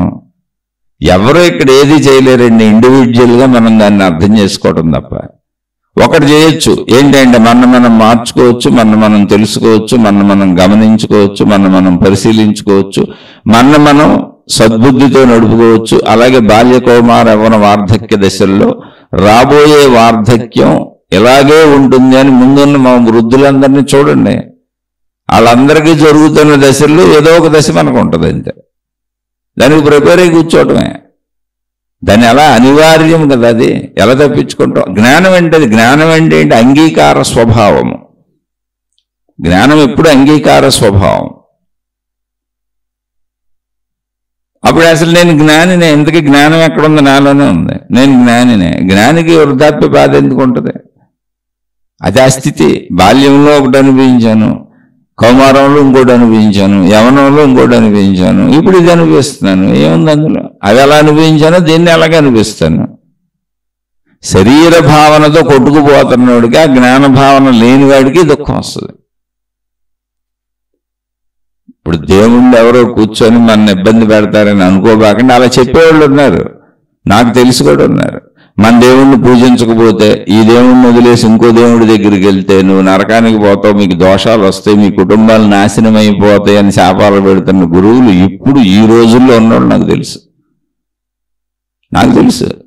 నన్ను అనుసరించకపోతే, నన్నే గురువుగా అంగీకరించారు కనుక ఇంకో గురువు దగ్గరికి వెళ్తే, నన్ను గురువు కాదని ఇంకో గురువు దగ్గరికి వెళ్తే, ఇంకో దేవుడి దగ్గరికి వెళ్తే, ఇంకో దేవాలయానికో దేవతకు వెళ్తే, లేదా ఇంకో మతం ఇంకో చోటకు వెళ్తే మీరు సర్వనాశనం అయిపోతారు, మీకు దోషాలు తగులుతాయి, మీ కుటుంబాలు నాశనం అయిపోతాయని ప్రస్తుతం జీవించి చెబుతున్న గురువులు తెలుసు నాకు. అలాంటి మాతాజీలు తెలుసు. ఎందుకని సంస్థలన్నీ అలాగే ఉంటాయి. వాళ్ళ సంస్థ నిలబడాలంటే వాళ్ళు అలాగే చెబుతారు. ఎందుకంటే ఒక సమూహాన్ని పోగేసుకోవాలి. అయితే అది అజ్ఞానపు చేష్ట. వివేకానందుడు కూడా సంస్థ పెట్టాడు, రామకృష్ణ మిషన్. సంస్థలన్నీ తప్పేం కాదు, రామకృష్ణ మఠం. అలా ఏం చెప్పరే, అన్నింటినీ గౌరవిస్తారు, మంచిని పెంచుకోమని చెబుతారు, మానవులకు ఉపయోగపడే అనేక కార్యాలు చేస్తూ ఉంటారు. ఆదర్శంగా రామకృష్ణుని, వివేకానందుని, శారదామాతని పెట్టుకుంటారు ఫోటోలు అక్కడ. కానీ వాళ్ళు ఎవరిని ద్వేషించరు, అసలు ఏ మతాన్ని ద్వేషించరు. వెళ్ళి చూడండి, అలాంటి సంస్థలు బోల్డ్ ఉన్నాయి. ఇది ఒక అజ్ఞానజనితమైన సంస్థలు ఉంటాయి, పరిమితంగా కొంతకాలం నుండి కొట్టుకుపోతాయి, తర్వాత ఉండవు అసలు ఆ సంస్థల కాలంలో. పరిమిత భావాల సంస్థలు ఎలా నిలబడతాయి? పరిమిత భావాల సంస్థలు, పరిమిత భావ మతాలు ఎప్పుడు ప్రపంచ వినాశనాన్నే చేస్తాయి. అందుకే వాళ్ళు మతాల పేరు మీద ఎందుకు కొట్టుకుంటున్నారు, మతాల పేరు మీద టెర్రరిజం ఏంటి, ఎందుకు చంపుకుంటున్నారు, మీరే ఆలోచించుకోండి ఒకసారి. అయితే అది మనం ఏం చేయగలం? ప్రపంచాన్ని ఎవరూ ఏమీ చేయలేరు, ఒక్క మనిషిని కూడా మనం మార్చలేం. ఆ సత్యం తెలుసుకోండి. ఇక్కడ సృష్టిలో ఉన్న ఏకైక అవకాశం ఏంటంటే నన్ను నేను తెలుసుకోవటం, నన్ను నేను మార్చుకోవటం. నేను నా ప్రారంభం దేవుడు దేవత, ఈ వైపు నా వైపు ప్రారంభం దేవుడు దేవత, అక్కడ మొదలవుతాను. ఆ చివర ముగింపు అనంత ఆత్మశక్తి స్వరూపం. ఆ దేవుడు దేవతలో ఆ శక్తి స్వరూపంలో నేనే లీనమైపోతాను. అదే అనంత ఆత్మశక్తి. ఆ వైపు అనంత ఆత్మశక్తి, ఈ వైపు దేవుడు దేవత. శరీర భావంతో మొదలయ్యాను, శక్తి భావంలో కలిసిపోతాను. అదే ఆత్మజ్ఞాన చదువు, ఆధ్యాత్మిక చదువు. మీకు అర్థమవుతుంది అని అనుకుంటున్నాను. అర్థం కాకపోతే మళ్ళీ తప్పకుండా ప్రశ్నించండి. ఎవరు ఇది వింటూ ఆచరించుకుంటూ ఎంతో కొంత మాలో మంచి పెరుగుతుంది, చెడును పోగొట్టుకుంటున్నాము, మాలో గుణమార్పు జరుగుతుంది, సద్గుణాల వైపు ప్రయాణిస్తున్నాము అనేటువంటి భావన ఉన్నవాళ్ళు సందేహాలుంటే అడగండి. తప్పకుండా విశ్లేషించుకుందాం. ఇది కేవలం ఒక పాఠశాలలో చెప్పుకుంటున్న పాఠ్యాంశం లాంటిది, అంటే చదువు ఇది. ఇందులో మహిమలు మాయలు అద్భుతాలు అసలు ఉండవు. అవి ఉన్న చోటే చదువు ఉండదు. ఒకటే గుర్తు మీకు. ఇక రెండవ అంశం, ఇది నచ్చని వాళ్ళు ఎప్పుడూ ఉంటారు ప్రపంచంలో, నచ్చని వాళ్ళే ఎక్కువ ఉంటారు. కాబట్టి నచ్చని వాళ్ళందరికీ అయ్యా మీ పాదాలకు నమస్కారం, అమ్మ మీ పాదాలకు నమస్కారం. అసలు నచ్చని వాళ్ళు మీరు అంత కష్టపడి శ్రమపడి ఎందుకు వింటున్నారు? వినబాకండి, మీ సమయం వృధా చేసుకోబాకండి. మీకు నచ్చిన మార్గాల్లో మీరు హాయిగా సాగిపోండి. శుభమస్తు. మీకు మీ కుటుంబ సభ్యులకు మేలు చేకూరుగాక. మరలా మరొక కొత్త శీర్షికతో కలుసుకుందాం.